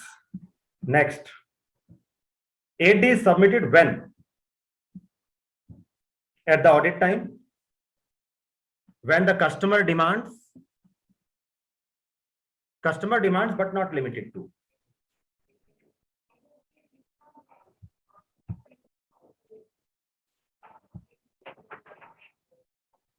Answers are coming. B, C.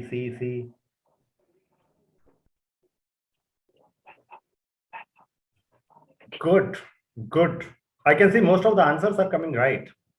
It means we have serious participants here. Okay.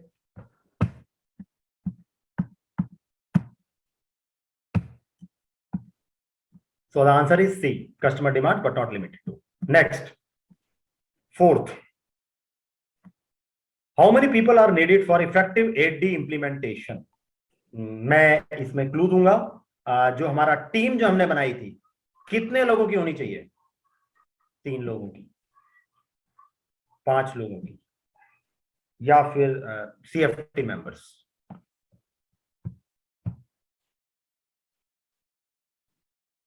Okay, unanimous answers are coming. Very smart.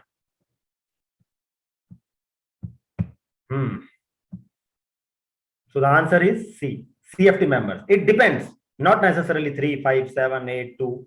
It depends. It has to be a sagaciously done CFT membership. Next, 8D should be used only for customer rejections. क्या सिर्फ customer की rejection आए तभी इसको use करना चाहिए? No. Yes, customer returns के case में भी कर सकते हैं. इसका आंसर क्या होना चाहिए?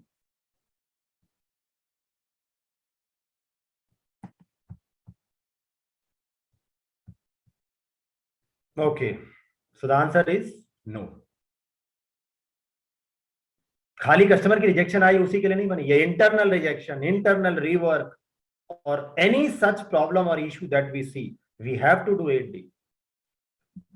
Next, actions essential at what location? जो भी हम एक्शन लेते हैं इस प्रोसेस, इस एक्सरसाइज मेथोडोलॉजी को करते हुए, उसमें किस किस लोकेशन पे एक्शन लिए जाते हैं? कहाँ कहाँ लेना होता है? कस्टमर पे, कस्टमर की साइट पे और इन ट्रांजिट में, customer and in house storage पे, कस्टमर इन हाउस एफजी मतलब फिनिश गुड्स, WIP मतलब वर्क इन प्रोग्रेस, या फिर इन ट्रांजिट, इन सभी जगहों पे लेना होता है जो हम एक्शन लेंगे इसको कंटेन करने के लिए। Okay, see next, 7th, which tool can be used to prioritize problems for implementation of 8D? कौन सा टूल प्रायोरिटी के लिए यूज किया जाता है? Why analysis, Pareto analysis, brainstorming, which of these tools?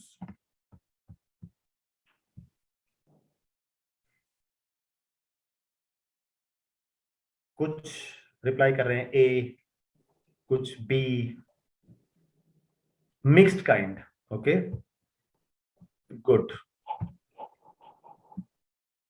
So the answer is B, Pareto analysis. इसको 80-20 rule भी कहा जाता है। प्रायोरिटाइज करने के लिए एक बहुत अच्छा टूल हमारे सिस्टम ने दिया है, परेटो एनालिसिस। वेल्फ्रेड परेटो एक इकोनॉमिस्ट थे, उन्होंने इसको इजाद किया था, and this is very helpful. Next, systematic updation is done at what stage? इसका जब हम सिस्टम में इसको पकड़ लेते हैं कि क्या इसका सॉल्यूशन हमने किया, तो इसको अपडेशन किस स्टेज पे करते हैं? जो अभी हमने 8 स्टेजेस देखी, 4th स्टेज पे, 5th स्टेज पे, 7th स्टेज पे।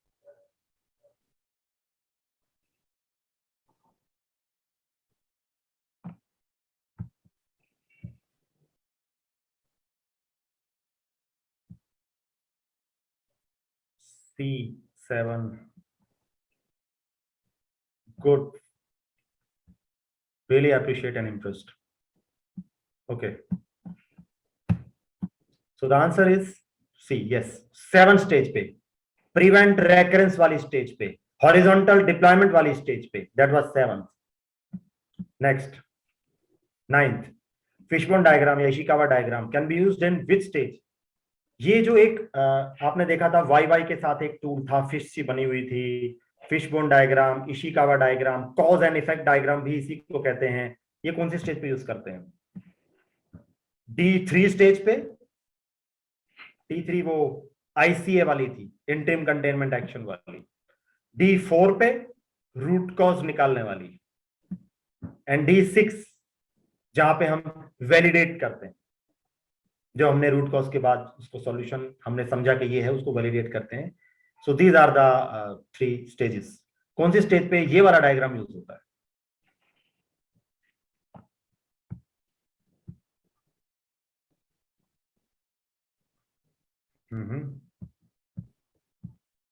Good, mostly are right. अगर हमें ये पता करना होता कि राइट किसका है, उसको अवार्ड मिलेगा, तो really would have been very difficult. So that's why we have kept most active participant. Kishore, please keep an eye. Yes, sir. Yeah, thanks. Okay, so what is the answer here?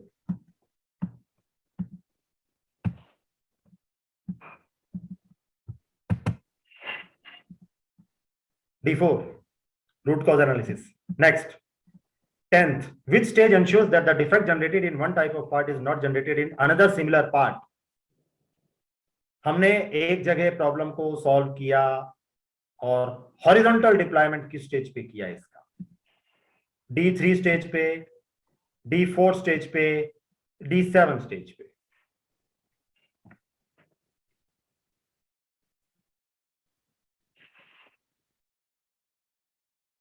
Okay, here comes the answer. D7, horizontal deployment, prevent recurrence, right? The penultimate step, second last step. Next, 8D is useful in elimination of waste. देखिए, waste एक बहुत बहुत बहुत ही important और interesting word है हमारी industry में। Actually ये 8 तरह के होते हैं। क्या 8D उन पे भी काम करता है? This is the question there. Yes, no, sometimes.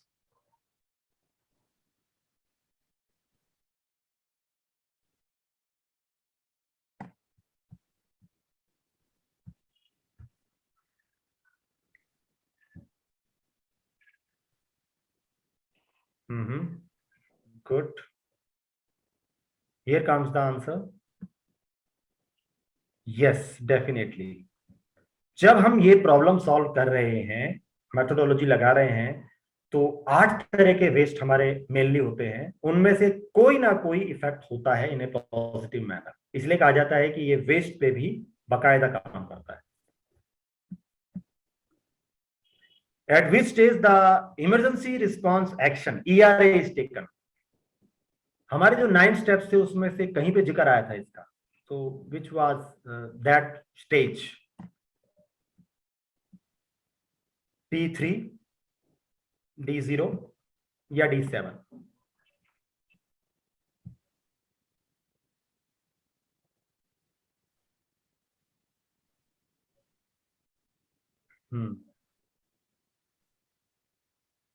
Good. So here comes the answer. D0, very initial or the foremost stage, ERA. जब हमें प्रॉब्लम भी नहीं पता थी, रूट कॉज भी नहीं पता था, सिर्फ सिम्टम पता था, फिर भी हमें कंटेनमेंट करना था कि कस्टमर के पास पार्ट ना जाए, तो उस समय करने के लिए जो एक्शन लेना पड़ता है उसको बोलते हैं emergency response action. Next, at D4, root cause is defined and verified for what? Occurrence, detection या सिस्टम? रूट कॉज हमने जो डिफाइन किया, अकरेंस स्टेज पे रूट कॉज डिफाइन किया, डिटेक्शन स्टेज पे रूट कॉज डिफाइन किया, या सिस्टम में कहीं कुछ प्रॉब्लम थी वहां पे हमने इसे डिफाइन किया? एक और ऑप्शन भी है इसमें।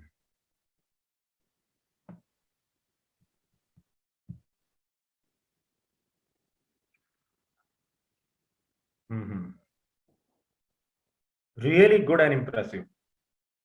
The participants are, damn attentive. Too motivating. Okay, here comes the answer. Yes, all stages पे। देखिए, मैंने YY एनालिसिस का नाम लिया था, एक्चुअली इसका एक एडवांस स्टेज भी वर्जन भी आ चुका है, जिसे कहते हैं कि 3-legged YY, means YY at occurrence stage, YY at detection stage, YY at systematic stage. Means ये प्रॉब्लम occurrence पे बनी कैसे, वहां पे YY अलग किया जाएगा।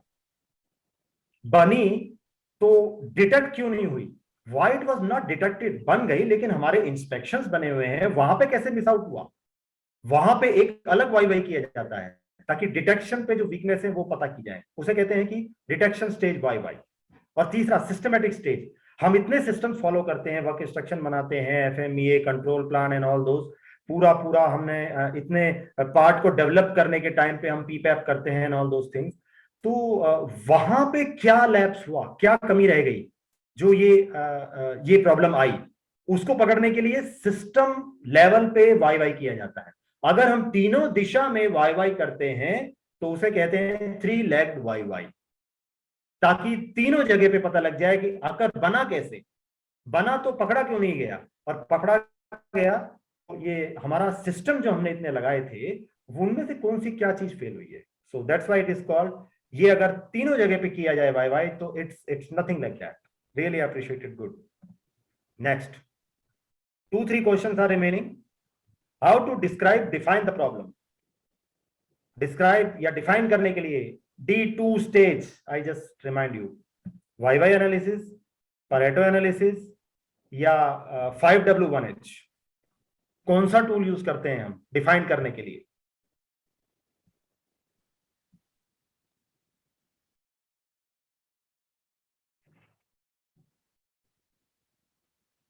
कुछ कह रहे हैं A, मोस्टली कह रहे हैं C, good. Okay, so it was C 5W1H। हमने इसका एग्जांपल भी देखा था, what, where, when, why, who and how much. Next 3 questions remains. If PCA not approved or established, we need to review what? PCA, याद कीजिए कौन सा step था? PCA, permanent corrective action. Last stage, जहां से यू टर्न हुआ करता था, जहां से आगे बढ़ना तभी चाहिए जब हमने उसे वैलिडेट कर दिया, D6। तो अगर वहां पे जो हमने वैलिडेट किया, एस्टेब्लिश किया, लेकिन लगा कि नो, प्रॉब्लम तो अभी भी आ रही है, तो अब हमें क्या रिव्यू करना पड़ेगा? कौन से स्टेज पे बैक जाना पड़ेगा? D1, D2, D5, D6 को रिव्यू दोबारा करना पड़ेगा, या सभी स्टेप्स को करना पड़ेगा दोबारा? Depends.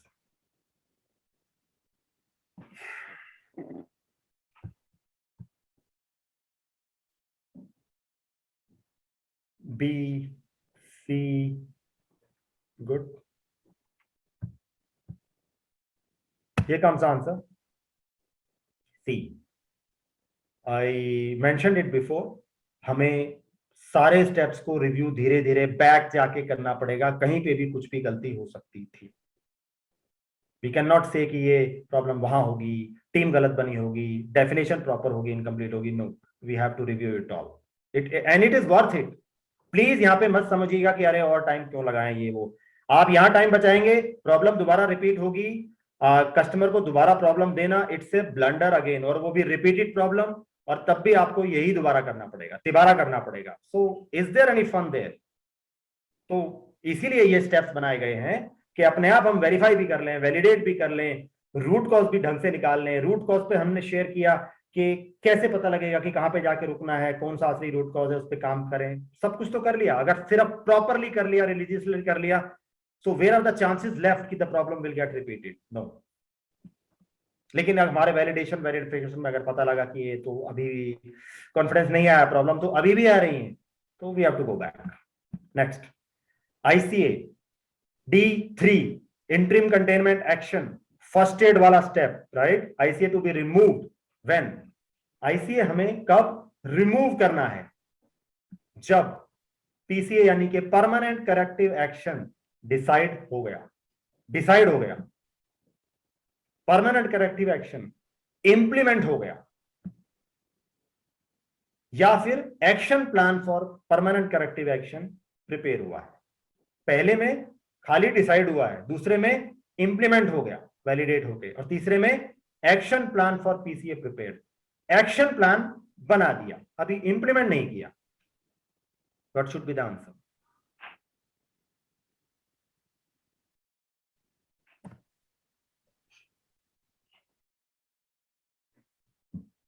Right, here comes the answer. जब वो इंप्लीमेंट कर दिया, तब हमें ICA हटाना है जो हमने फर्स्ट एड के लिए लिया था, क्योंकि now there is no use कि उसको भी लगा रहने दें और ये सॉल्यूशन भी कर दें। It's a cost, remember, right? वहां भी अगर अब हमें जब पता लग गया कि प्रॉब्लम है या एक्सीडेंट हुआ था, तो ये बोन क्रैक का केस है, तो हम प्लास्टर चढ़ा देंगे। तो उससे पहले जो हमने हॉट बैंडेजेस एंड ऑल सब यूज की थी, उसकी इन्वेंट्री रखी थी, वो दवाइयां, वो जो बेसिक थी, उसका देयर इज नो यूज, उसको बंद कर दें, हटा दें, right?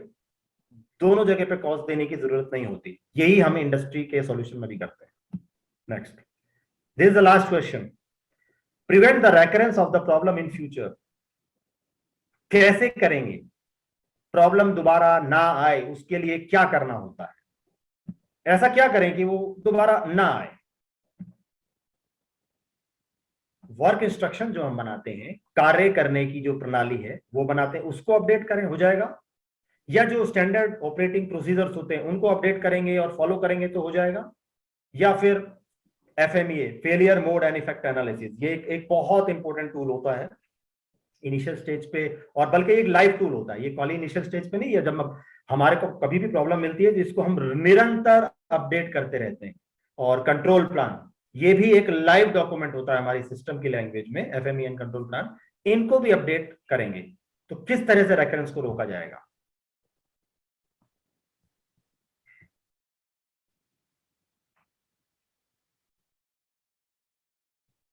Mostly same answers. Good. And the answer is, sorry इसमें डी ऑप्शन भी था, लेकिन जिनने सी आंसर किया है that should be considered correct,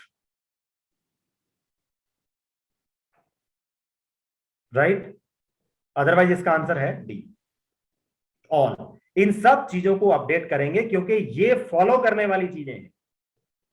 ऐसा नहीं है कि खाली वर्क इंस्ट्रक्शन में डाल दिया, उसे फॉलो कर लिया लेकिन एसओपी फॉलो नहीं किया, या दूसरे हमारे जो सिस्टमैटिक डॉक्यूमेंट्स होते हैं उनको फॉलो नहीं किया।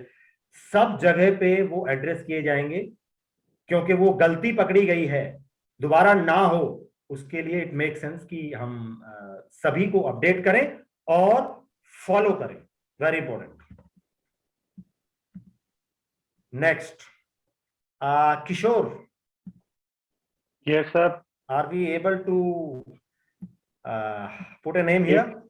It's very difficult for me to analyze with the results, but I will tell few names who are very active. Okay. क्यों नहीं, यहाँ पे एक्चुअली एक नाम चाहिए। एक नाम, फिर डिसीजन अगर मैं लूं तो मैं आपको बता देता हूं। देखो, finally one name I have sorted out with 5 names, and from that 5, with the accuracy you can say the Shantaram Yevle, he has the more accurate answers, so he will be the winner of the day, we can say, of the quiz. Okay. Okay, great. Yeah. Let me put Yeah. his name. Mr. एक बार spell करो please. Mr. Shantaram, SHANTARAM Yevale, YEWALE. Right. Yeah. So before I project this, I am more than sure कि और भी participants इसके equal हो सकते हैं, लेकिन it's really so sorry, it's really difficult to find out who participated or who answered, or I mean who was the most active. But yes, we have to take a call on some judgment. So definitely it's Mr. Shantaram Yavle, sorry. But there are few names also along with this, only the space constant. Otherwise, my appreciation goes to all those many, right? And foremost, the participation level throughout. हमारा जो session था, this was meant for 100 participants, and throughout I could see that the entire participation remains. वरना क्या होता है कि last तक आते आते sometimes you miss out on few. So really appreciable, really appreciable. Now the most important, thanks. But yes, I do remember. Kishore, please एक बार audio on करके, now the Q&A session. Let me see Yes. a few of the questions that Yes. remains. क्योंकि हमने अपने participants को अभी तक बोलने का मौका नहीं दिया, so sorry. But yes, now the stage goes to them. Please. Yes, I will allow them to Yeah. unmute themselves. Guys, I have shared one feedback form in the chat also. Okay, you can share your feedbacks also till the time we will take the Q&A with sir also. Okay, you can share your feedback. I have shared one feedback form in the chat. Okay, please share the feedback. So you are unmuting whom? Please raise your hands. I can see Kiran A sir. Do you want to ask any question? I will call the name. Please let me know. Arpit Nima, you want to ask any question? Arpit sir?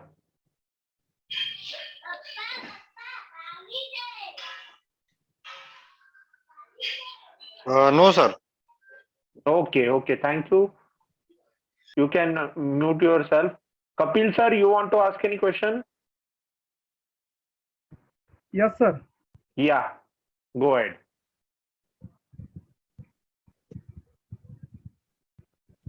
Hello. Yes, Kapil sir, you can go ahead. You are audible. हाँ sir, मेरा एक question था sir regarding 8D. अभी इसमें एक हम जो AD process करते हैं ये प्रिवेंट रीऑकरेंस स्टेज तक करते हैं, पर कुछ प्रोसेस ऐसी होती है जो मैनुअल ऑपरेशंस होते हैं या मैन ओरिएंटेड होते हैं, तो जिसमें हम एक्शन कितना भी ले ले पर वो प्रिवेंट नहीं कर पाते, हम उसको कम कर पाते हैं। पर still our management sometime tell us that we have to make it AD for that defect, but still that problem are reoccurrence. So can you please guide us on this, that how where we are missing?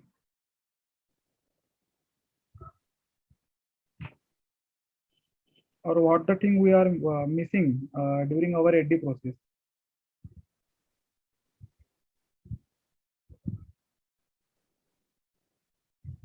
Vijay sir,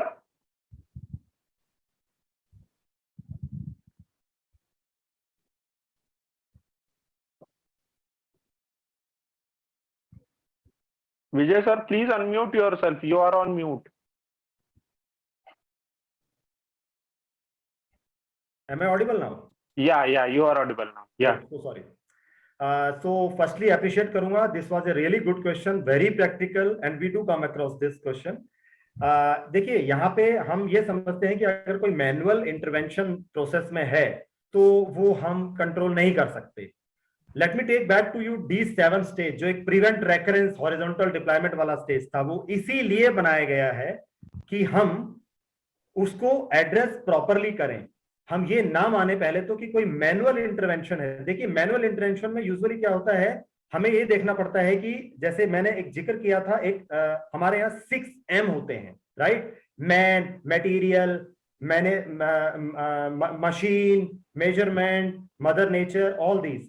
इसमें से एक man, अगर आप specifically आपने कहा कि अगर वो मैन के थ्रू मैनुअल प्रोसेस है, इसको कंट्रोल नहीं हो रहा, बार बार आ रही है, हमारे से मैनेजमेंट और कस्टमर बार बार एडी मांग रहे हैं, remember they are actually right और they have every right to ask this till they don't see the problem repeated. यहाँ पे क्या करना होगा, हमें वो जो मैन वाला पार्ट है 6M के अंदर, यहाँ पे फिश बोन के अंदर जो मैन वाला पार्ट है उसके अंदर वाई करके देखना होगा कि ये मैन का क्या इशू है.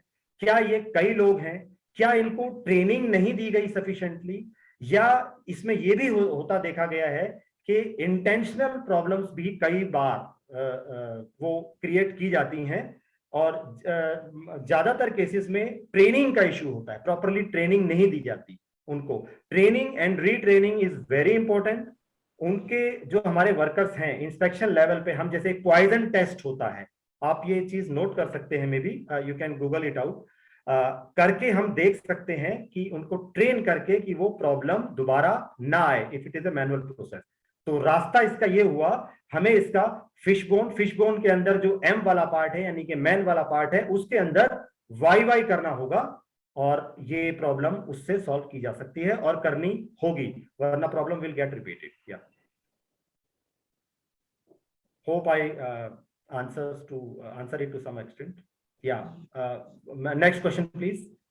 I think we can take one more question. Yeah. Hello, sir. Yes, please. Who's this? Sir, this is Atish Kumar. Yes, please. Sir, आप बोले हैं no poison test to only test for inspectors, no sir? See, this is called poison test inspection. Usually ये PDI stage पे किया जाता है, जो pre dispatch जो हमारी स्टेज होती है यूजुअली, लेकिन नॉट रिस्ट्रिक्टेड टू. इसके लिए ये इसको हम किसी भी उस स्टेज पे कर सकते हैं जहां पे हमारे इंस्पेक्शंस होते हैं. हम इसे ज्यादातर पीडीआई पे यानी कि लास्ट स्टेज पे इसलिए करते हैं क्योंकि वो एक आखिरी चुंगी है, लेट्स से आखिरी, you can say the stoppage signal that we have defined. तो लेकिन it is not bound to be done only at that stage और इंस्पेक्शन स्टेज. ये जिस भी स्टेज पे अगर आपको लगता है कि प्रॉब्लम इज सीरियस, पकड़ी नहीं जा रही है, वहां पे हमें ये पॉइजन टेस्ट करना चाहिए इंस्पेक्शन का. अपने ये एक इंस्पेक्टर का होता है. Poison test is meant to be done on inspectors. तो नॉट ओनली ऑन पीडीआई, ये पिछले भी किसी स्टेज पे जहां पे आपको लगता है कि यहां भी पकड़ी जा सकती है, आप उसको कर सकते हैं. It will be really helpful. Okay, एडी तो टीम में प्रॉब्लम सॉल्व करता है, इंडिविजुअल प्रॉब्लम सॉल्व करना है ना, कौन सा टूल यूज करना sir?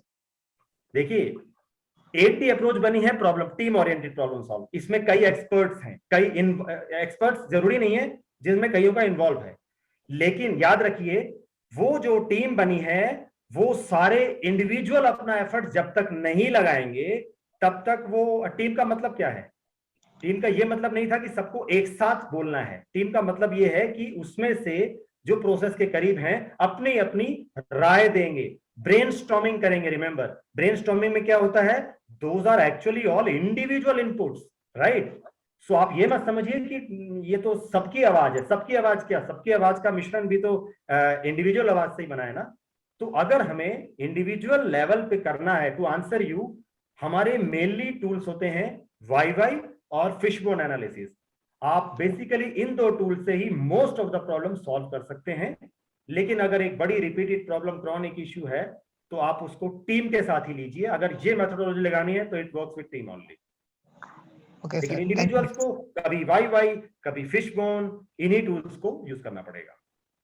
Okay sir, thank you, nice one more explain. Thing, okay, ये हम जो फिशबोन कह रहे हैं ना, ये जो cause and effect diagram, Ishikawa diagram, ये भी इनफैक्ट वाई ही है, लेकिन 6 डिफरेंट डायरेक्शंस में, मैन, मटेरियल, अपना mother nature and all, 6 direction में वाई है। ये डीप डाइव इन वाई है इन 6 डायरेक्शंस। होता Okay. ये भी एक वाई ही का ही एक्सटेंशन है। Okay sir, right, thank you sir. Thank you. So I think the time is beyond over, and I really wish I could take all the questions, and I'm really sorry, but we will Yes. find out a way. Yes, we will definitely find out a way, guys. See, we will upload this in the YouTube channel of Submastery in 2 to 3 days. Okay, we will take some time to upload it, and there you can again ask the questions to sir in the chat or in the comment section, so that sir can answer. This way we can have it, or other.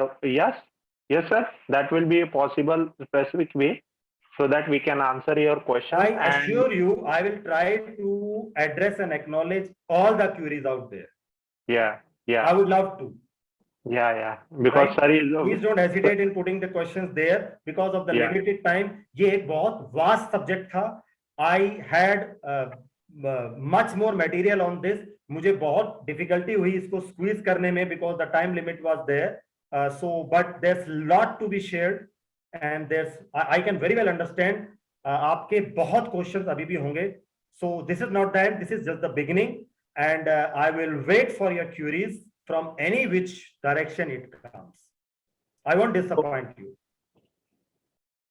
Okay, sir. So participants, So last but anybody not the who least, wants, I tried to do justice with this subject, even though it was a common subject. But मेरी कोशिश ये थी कि उसमें कुछ देसी, कुछ easy, कुछ life से related अगर मैं डाल सकूं तो it will be more easy for you to understand.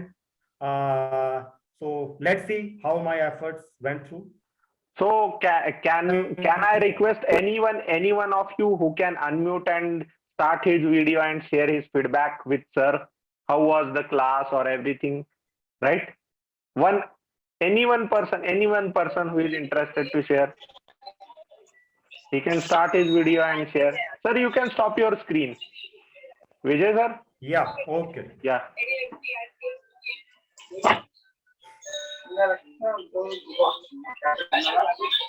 Who is coming? Yeah, Deepak. हाँ बोलिए Deepak ji. Hello sir, good evening sir. Hello, good evening, Deepak. Sir ये बहुत ही अच्छा सेशन था, मुझे बहुत अच्छा लगा सर. एक्चुअली मैं बहुत दिन से ट्राई कर रहा था आपका इस सेशन अटेंड करने का, बट कर नहीं पा रहा था. ये सर ने अपना सब मास्टरी का ग्रुप जो बनाया है बहुत ही ज्यादा अच्छा है. इसमें हर एक टाइप का नॉलेज शेयर किया जाता है, बिजनेस से लेके नॉलेज है, सब चीज. मैंने एक्चुअली IITF से स्टार्ट किया था, बट ये एडी भी मुझे बहुत ही ज्यादा अच्छा लगा सर. मुझे सब चीज अच्छा लगा, क्वेश्चन आंसर से लेके हर एक चीज.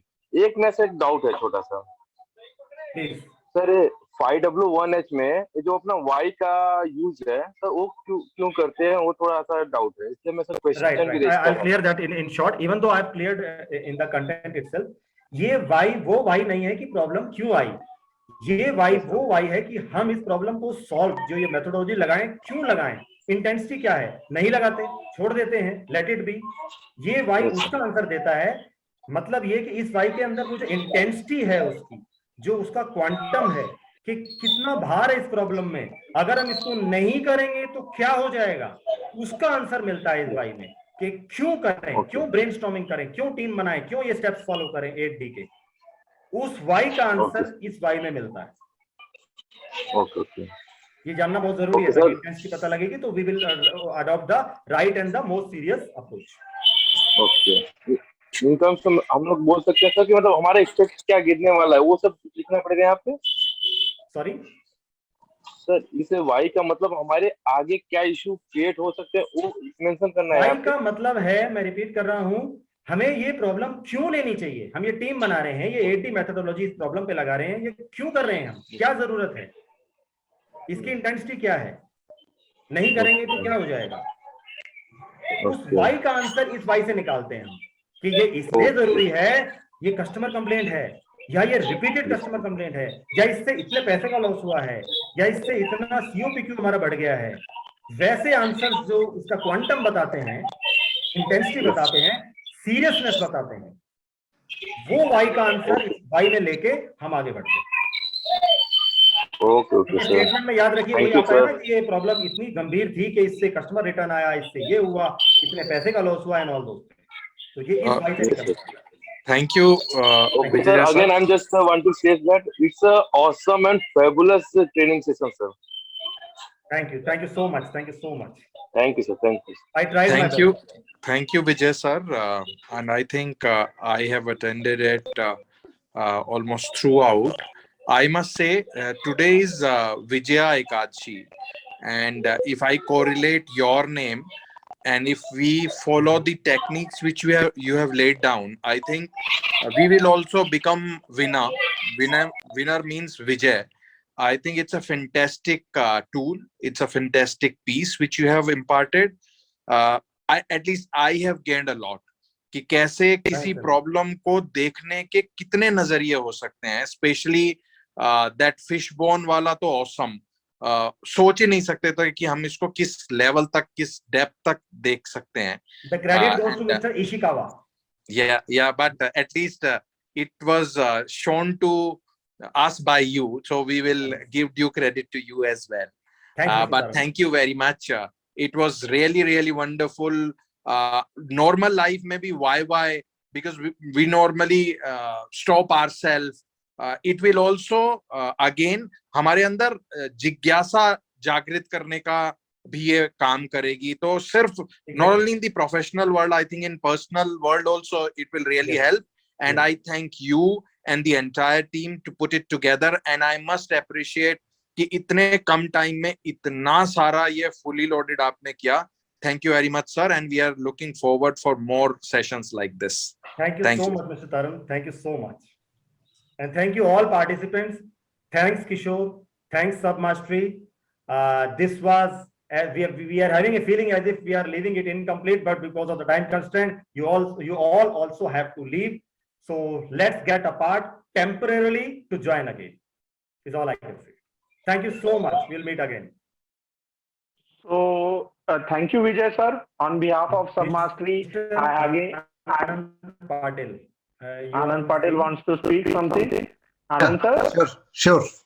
Yeah. Good evening, sir. Good evening, Anand. Good evening. Yeah, really, it was wonderful training and learned a lot, and especially that what you told about that discipline 0. It starts with 0 and 9 stages. Mostly missed out. Yes. Yeah. That really we learned a lot, and it will help us lot for the implementation purpose and horizontal deployment and whatever the mistake proofing what you shared. So it will help us for the sustainable actions in by implementing that 8D. Thank you so much, Anand. See, the purpose of this meeting was to emphasize and to prove that G8D इसके आगे एक ऐसी problem solving methodology है जिसके आगे global लगा है, Yeah. Right? कुछ Right. मतलब होगा उसका। Correct. इसके जो स्टेप्स सारे जो पिरोए गए हैं, जो एक सीक्वेंस में हैं, अगर हम रिलीजियसली इनको सबको फॉलो करते हैं, there is nil chance the problem will get repeated. Yeah, right, sir. Right. Thank you. Thank you very much. Thank you so much. Thank you. So I think so, guys. I will thank. I'm very thankful to sir that he has delivered such a great session on 8D on behalf of Submastery and the complete team of Submastery, and his own willingness to deliver the session or enthusiastic nature. He was very enthusiastic to deliver an online session with Submastery.